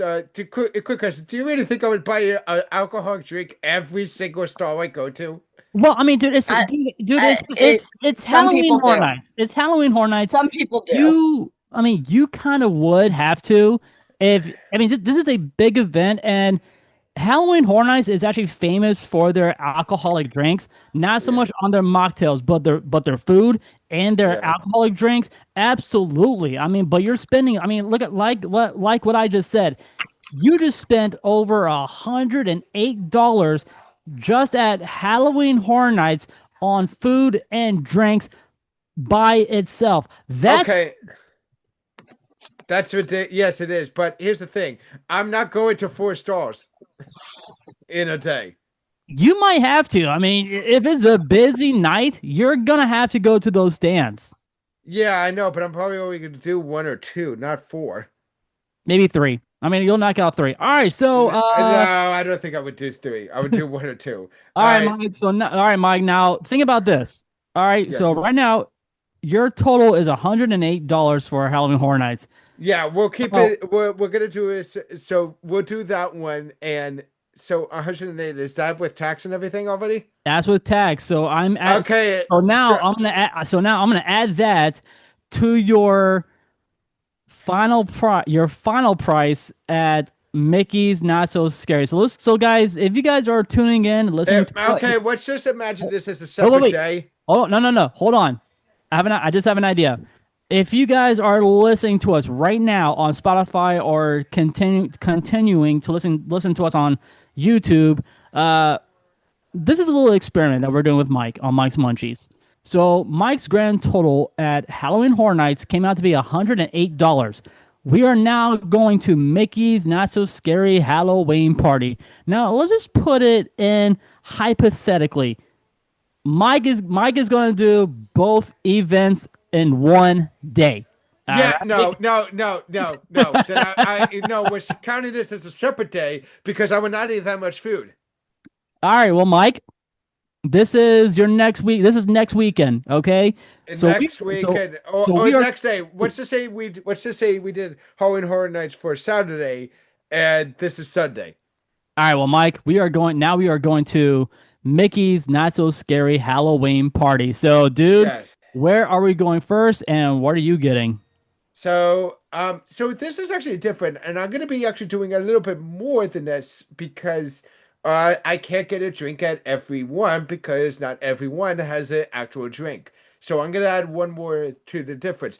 But for Mickey's Not So Scary Halloween, they don't do stalls. Instead, what they do is they add special menus to some of the restaurants. And I will be give mention to this. The they do have a Be Our Guest does have both at Cinderella's Royal Table and Be Our Guest. They do have a special event. They do have special menus for these ones. I'm not gonna choose them because those are full-fledged meals, but maybe another time for another year I would do that for one of them. But yeah, just to give you clarification, it is the same price as other ones, but they have like different ones there. Like for instance, to show what they have for, say, Be Our Guest, they have beef short ribs with purple potatoes with braised with red wine, figs, peppers, and a touch of dark chocolate, as well as a roasted beef marrow bone with a Pinot Noir beef marmalade and toasted baguette and pickled mustard seeds. And how And then much? they And have how much are those? those aren't actually any price. Remember, this is not Be Our Guest, so it's the buffet. It's the prefix style with the 72. So you're telling me you're gonna spend $72 at Be Our Guest? No. I'm not gonna. It's the same price as it's the same menu. You get the same amount of choices, but they have a special menu Okay, for but I'm saying I'm asking you if you're going to Mickey's Not So Scary, are you going to Be Our Guest? Maybe I would, but I'm not doing it for this one. I'm going to the. I'm actually choosing the actual stars. To be fair, like I said, the B I guess does have some unique stuff on there, They do. but And it looks. but I'm not some of the something. I mean, like some of the photos I'm seeing right now on your screen, dude. yeah. These look freaking incredible, and they look delicious. Oh yeah, they have some pretty special stuff. They have, but yeah, I'm not gonna do that. Cinderella's Royal Table. Look at this stuff here. Supernatural strip where they do, which is like it's basically the shrimp cocktails, but instead it's a Bloody Mary sauce instead Yeah, of and if you read here on your screen, it says available starting at 4 p.m. PM. Yep. Cro- beef on crotte, which is it's basically like a Beef um beef Wellington. it's somewhat of a beef Wellington. It's short rib though, and it's a little bit different than a beef Wellington somewhat. Smaller version of beef Wellington. But beef Wellington, and it doesn't have the duck sow or the and I'm pretty sure it doesn't have the duck sow or the what's the other one called? Or I don't I don't I don't know, but I mean, the prosciutto wrapped. okay, so yeah, so I mean on that photo, I mean they have like a some type of red in it, so That one is actually a blood red wine demi glace. wow, that looks freaking delicious. All right, Mike, Yes. let's go. So Let's go let's ahead and go. let's get to the stand. So, So so where are you going first? so And first one I'm what's your going for. item? So the first one I'm going for is Sleepy Hollow. Sleepy Hollow. What are you And getting? I am getting the creepy kimchi corn dog, which is a hand-baked corn dog rolled in malt vinegar and scallion ash with Hades relish and kimchi mayonnaise dipping sauce. Just to show what it looks like. That's what it looks like right up there. That's pretty cool. How much is it? So that one is 10.29. And there is no special beverage, so no beverage here. All right. What else? So the next one I'm gonna go to is the Friar's Nook. Oh, the Friar's Nook. Are you gonna get some fries? You're gonna get what you gonna get? So I am actually gonna go to. So hang on, let me go to Friar's. Let me go to Friar's Nook. So there's a few options. So I am actually gonna go for the Bow of Bones. Oh, dude, I looked at that. That looks so good. The bowl So, of bones. Yes. this one right here is the hunting jalapeno ranch tots, but this is the bowl of bones, a pork wings, which I Yeah. love pork wings, with fried with jalapenos and tossed in a barbecue sauce made with cherry Coca-Cola.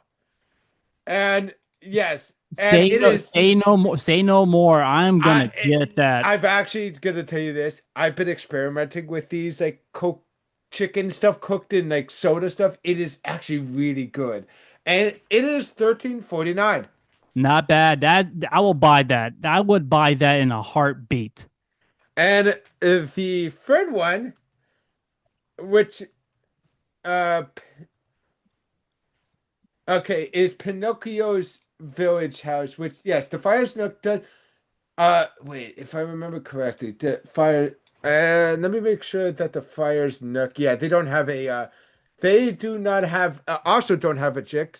Have a drink. So Pinocchio, which they have a few of them, but mind you, they do have a drink, but it's a little bit of difference, which is it's a slushy. So I Whoa, will get that. whoa, this is weird. Pinocchio's Village House is only open until 9 p.m. during Mickey's Not So Scary. So I would talk about this. So I'm gonna actually, I will get a drink there, which because they do have a drink. Mind you, it's not the typical drink because it's a slushy. Are you just getting a drink there or No, I'm getting an entree too. I'm getting an entree here too. so for your drink you're getting Slushy. the scary ghost slushy, okay, which is $6.79. okay. I will talk, and then they have the and now which one would you say you would want? The Phantasmal fried pumpkin ravioli or the undead garlic parmesan chicken strips? So just to give you a clarification of what they look like, that's the ravioli, and this is the chicken strips. Strips. Yeah, the fried chicken strips tossed in a garlic parmesan sauce with parmesan and parsley. It is really good. And that is how much? So that one is actually so that one is $12.99. $13, okay. And adding the $6.79. Now the last two, one is storybook treats, which they have one item there. Dude, The Ursula cone. That looks good. And guys, if you guys are listening to us while you guys are out at Mickey's Not So Scary, Storybook Treats is only open till 10 p.m. during Mickey's Not So Scary Halloween party.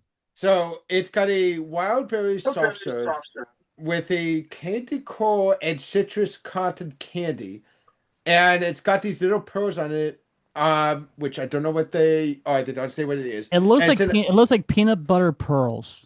possibly, or it might be some type of, or given that it's berries, it might use like some type of citrusy pearl maybe. But it comes in a black vanilla cone. And how much is that? So that one is actually $2 more than the Aurora cone, so it's $8.29. Okay. And the last one, because like I said, I did fire because I didn't get a drink at each one because they don't have specialty drinks for each one. Is um well the Anti-Gravity's Galactic Goodies. Where I used to work.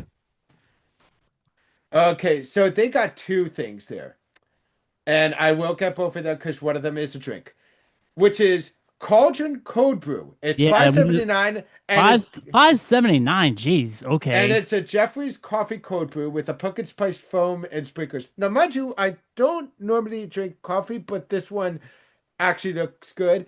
And the last one is a candy bowl sundae. So yeah, that's the cold brew, by the way, which it does look actually kind of good.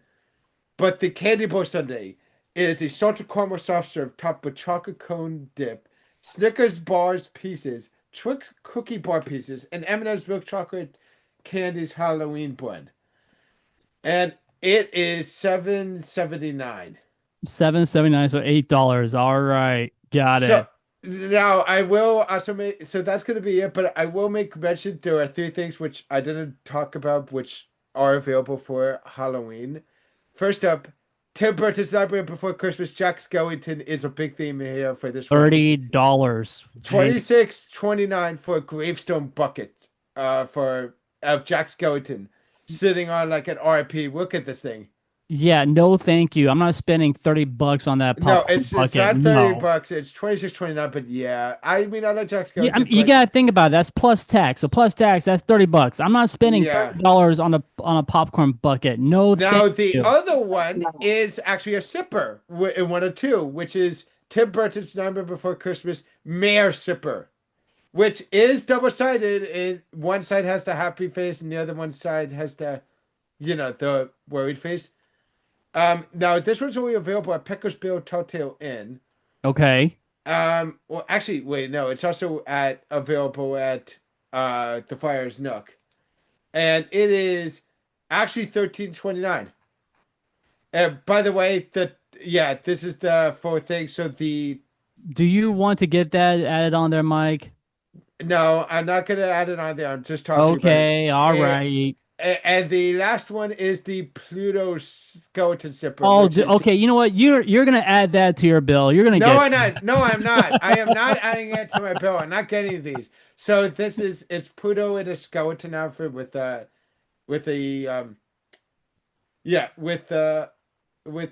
holding a little pumpkin basket. Oh, that looks so cute. Yeah, and it is, mind you, this one's more expensive. This one's $18.79. I know, but I would get that because it's Pluto. I mean, that looks pretty cool. All right, But- Mike. Well, I do have your grand total for Mickey's Not So Scary. Okay, how much is it? $70. Wow, I spent less there. You spent less at Mickey's Not So Scary. Mind you, yes, compared to Halloween Horror Nights. So, Mike, with that being said, I'm gonna go ahead and do your grand total for you. Yeah, mind you, hold on with the tax. Yeah, with the tax. So that plus that equals, Mike, your grand total for Halloween Horror Nights and Mickey's Not So Scary Halloween Party combined came out to be $190. That is just on food and drinks. So, Mike, where are we going next week? Okay, so the next week, Nicole, you missed it. No, I didn't. I was listening the whole time. Okay, so next week we're actually going to a place that I've been. One of the places I wanted to do that. But first of all, let's give a rating for the Halloween special. So for let's do one separately for Halloween Horror Nights. What would you say, 5. Nicole? What about you? Halloween Horror Nights. I don't know. I can't judge. Okay, I'll give it a 5 too. As for Mickey's, Don't know. 3.5. I'm, I'm okay, I'm sorry, dude, but I'm gonna give it a 3.5 because I'm not gonna stop at these, these stands to get the Halloween, food items. I mean, yeah, yeah, I'll get one thing, but that's it because I'll be trick or treating around the entire park because they give out a shit load of candy. I'll give it a 4.5, so put it in the middle at a 4. The food does look really good, and honestly, okay, if you had to choose, would you probably go to be our guest to do the special menu if you're eating dinner there? Not for $72. You would have to spend $72 regardless if you're eating regular dinner there. It's just a special menu. I'm still not going. I'm still not going, buddy. Okay, well, I will say, all right. But next week, so we got 5 for Halloween Horror Nights and 4 for Mickey's. Now for next week, I am going to be doing actually possibly one of the best. It's actually at the we're going to be going to. Hang on a second. We are going to Disney's Animal Kingdom Lodge. Yay. Okay. Are we going to Jumbo House or are we going to Kidani? We are actually going to Jitco. I want to go to that restaurant. Jitco, the cooking place. Yes, it is. Yes. So that's what we're going to be doing for next week's thing. If I'm going to make sure that I do have that.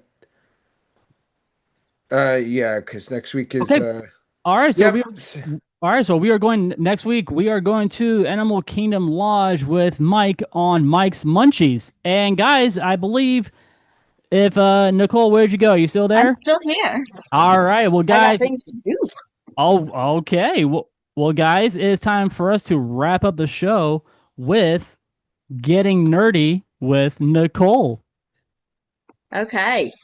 So we're gonna speed through as much as we can because we got till 11. So 9 minutes. We're gonna do You this thing. you I'll got some. talk at least about one thing. So Nicole, I believe your topic tonight is we're going to talk about. You said it earlier, Haunted Mansion. a haunted We're mansion. talking about the engineering, how it does the things that it does, how it do the voodoo that it do. We're gonna reveal some illusions. Yes. Before we continue, I saw this behind the scenes video of the haunted mansion, and I saw how the doom buggies keep going into rotation. hmm What in the world was Disney thinking about adding multiple wheels on a bottom track to hold a freaking doom buggy? Those are the Imagineers for you. I have no idea. That would use a whole other episode. So yeah, usually illusions, you'd think smoke and mirrors, heck, sometimes holograms and mirrors, whatever. Yeah, no holograms, no mirrors. Oh wait, no, I take that back. There is, well, at least in the Disneyland version, they use a mirror to um create the perception of the endless hallway. But we have more the staircase thing in ours in Disney World. So yeah, I guess we use a mirror in one part, but that's not really where the main illusions are. Um, and we don't use any smoke here either, even places where it looks smoky. The way they do all the things are with glass and scrims and a few projections, but those are usually the crappiest ones in the crappiest illusions or whatever Yeah. in the Haunted Mansion. So yeah, most of what they use is glass, lights, and scrims. Scrim is one of my favorite words. Super cool. If anybody doesn't know what a scrim is, it's usually used in theater. Very, very, very thin piece of fabric that can be used to conceal, but also depending upon which side it is lit from, you can see through it. If it's lit on your side, you cannot. It appears opaque. So those are super cool. They contribute to a lot of the illusions. The most important illusion that is used in the Haunted Mansion and numerous places around the park is Pepper's ghost. Pepper's ghost is the coolest thing and also one of the most annoying things ever. Yes, Remy? Yes, because they use Pepper's ghost in the one scene on the Haunted Mansion, which is Yep, on the library slash ballroom for and also the the Pepper's ghost effect also for the Hatbox Ghost. Yep. No, wait. Hatbox Ghost, I don't believe so. I thought they Hatbox did Ghost. because wait, no. It was They do not use it it's for a that. hollow hollow screen. That's what it is for the Hatbox Ghost. It's like a smoke with screen kind of for the animatronic. Carrie, Oh, okay. They don't use any smoke, FYI, in Disney worlds. But anyway, so Pepper's ghost. If anybody has, like me, been on the airplane at night and they won't turn off the lights and you can't see out of the window, that's the whole concept behind Pepper's ghost. So they use the fact that if you brightly light something on one side, you're going to see it reflected in the glass. So those dancers in that whole ballroom slash library scene slash dinner scene that is going on, that really iconic, see the people all dancing around. Not projections, not holograms. What they do, like everything that you see is happening basically under or above you. So for the dancers, they have these animatronic or figurines basically on a device that's like kind of spinning them around, and they're being very, very brightly lit underneath you. And the mannequins generally have bright clothes because that reflects, well, it reflects dim enough, but like if you actually see the mannequins, it's like it's some really bright colors. But anyways, they light those jobbies up really brightly. So then when you're looking at what it is like a giant pane of glass. Like for that scene, it's one of the biggest panes of glass like ever, the biggest instance of Pepper's ghost. So they have that set up, and so what you're seeing is just the reflection of these mannequins spinning around on a device.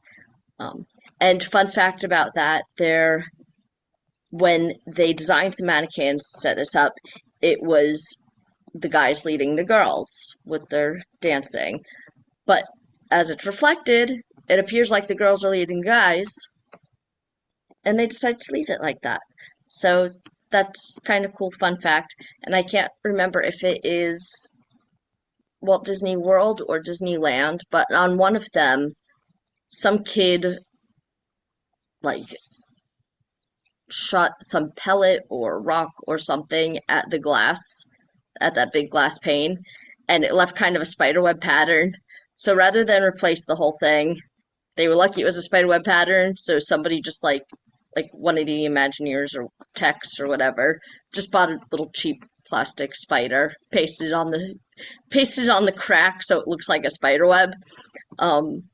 So, yeah, that's one reason also why they tell you don't use flash photography or use your flashlights, because then you're going to see that directly reflected as well. But they didn't. But So, they did not say anything about night vision. So go ahead, guys. Use your night vision on Haunted Mansion. so yeah, it's a fun thing. Pepper's Ghost is the coolest thing in my opinion. Unless, like I said, you're trying to look out of your window at night and people won't turn off the light, so all you see is your face looking back at you, and I don't want to see that. I want to see stars. But anyway, so you have that. And also like the spirits coming out of the organ, also part of that Pepper's Ghost thing.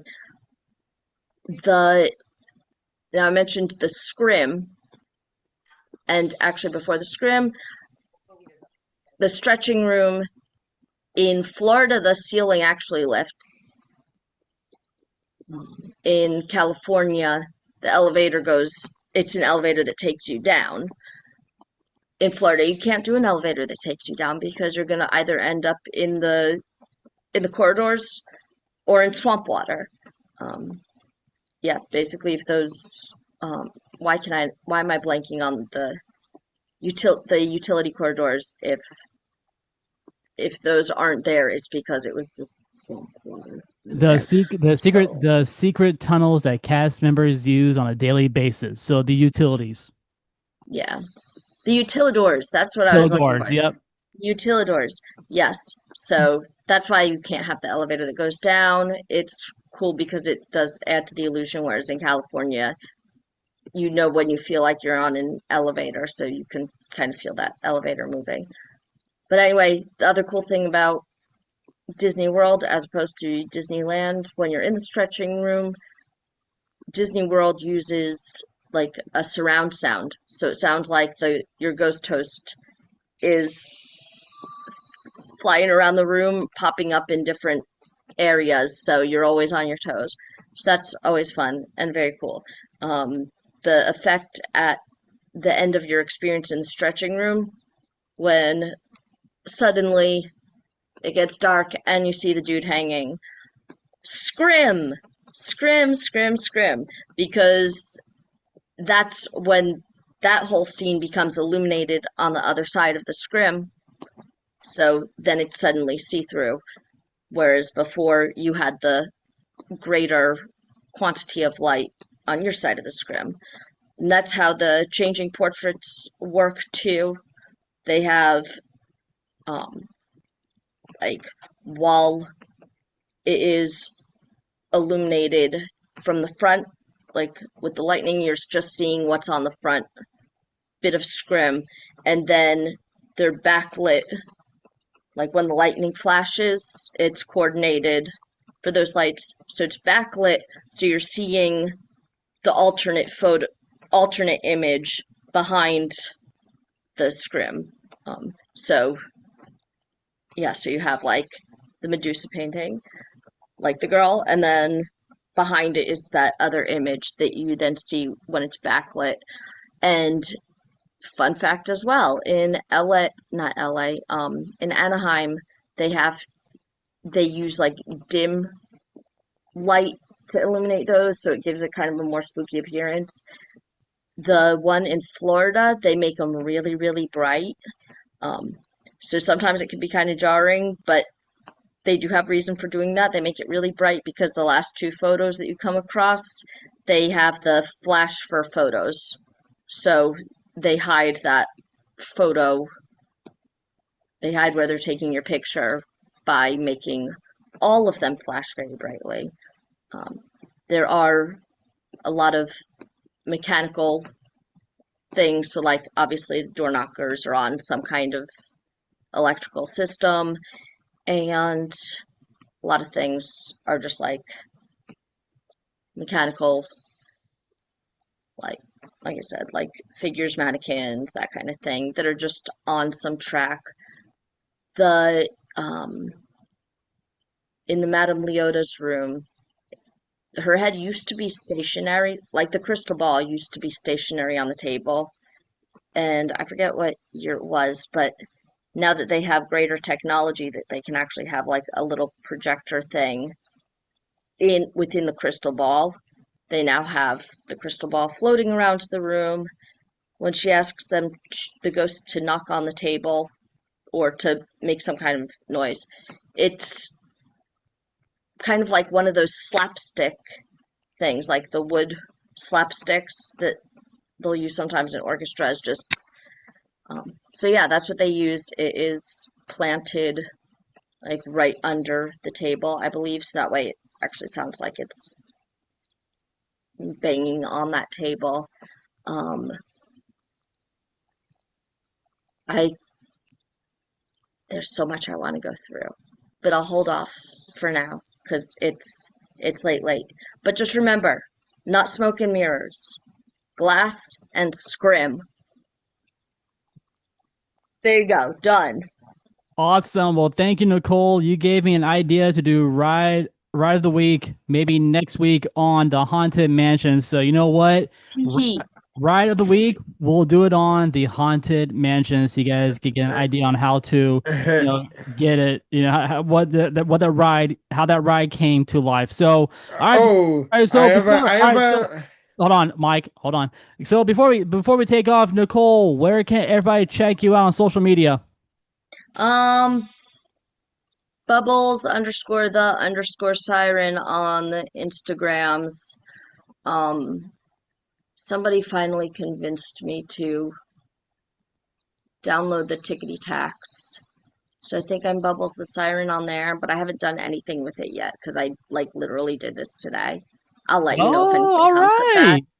I refused to for just on principle for a long time, but somebody finally convinced me to download it, and so I did, and I think I'm Bubbles the Siren, and I'll let you know if anything transpires with that. Okay. Otherwise, yeah, here I am.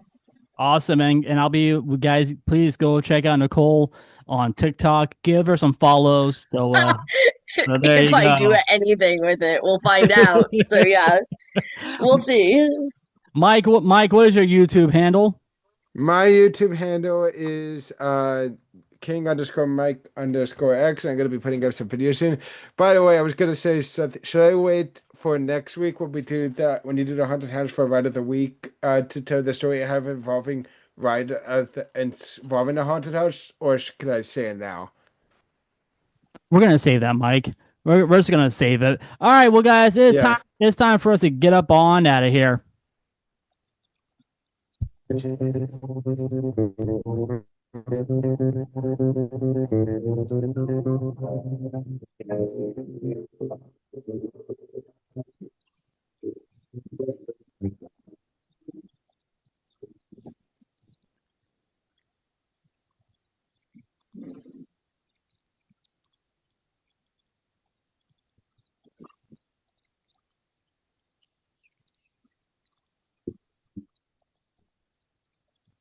Guys, thank you so much for listening to Remy's Roundtable, the Florida Theme Park Podcast. I really hope you guys enjoyed this episode as much as we did. You guys can follow us on all social media, which is on Facebook, Instagram, TikTok, and right here on YouTube, which we do go live every Wednesday evening at 9 p.m. So tune on in, subscribe to us, hang out with us in the chat.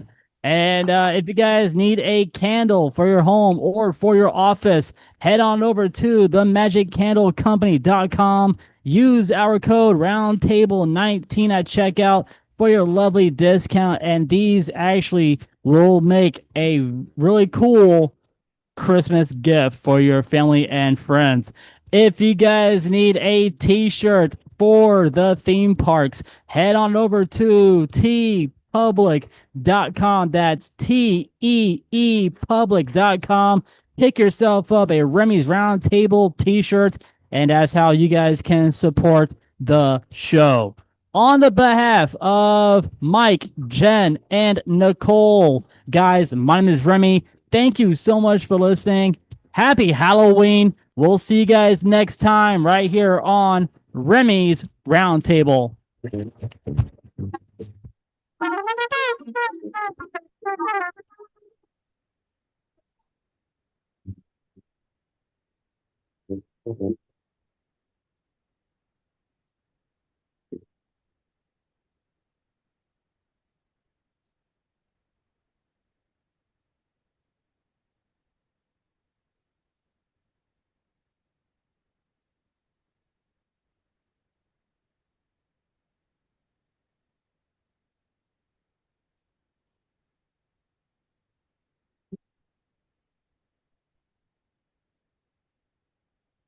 YouTube guys, thank you so much for listening. We'll see you guys next week on Remy's Roundtable for Ride of the Week on the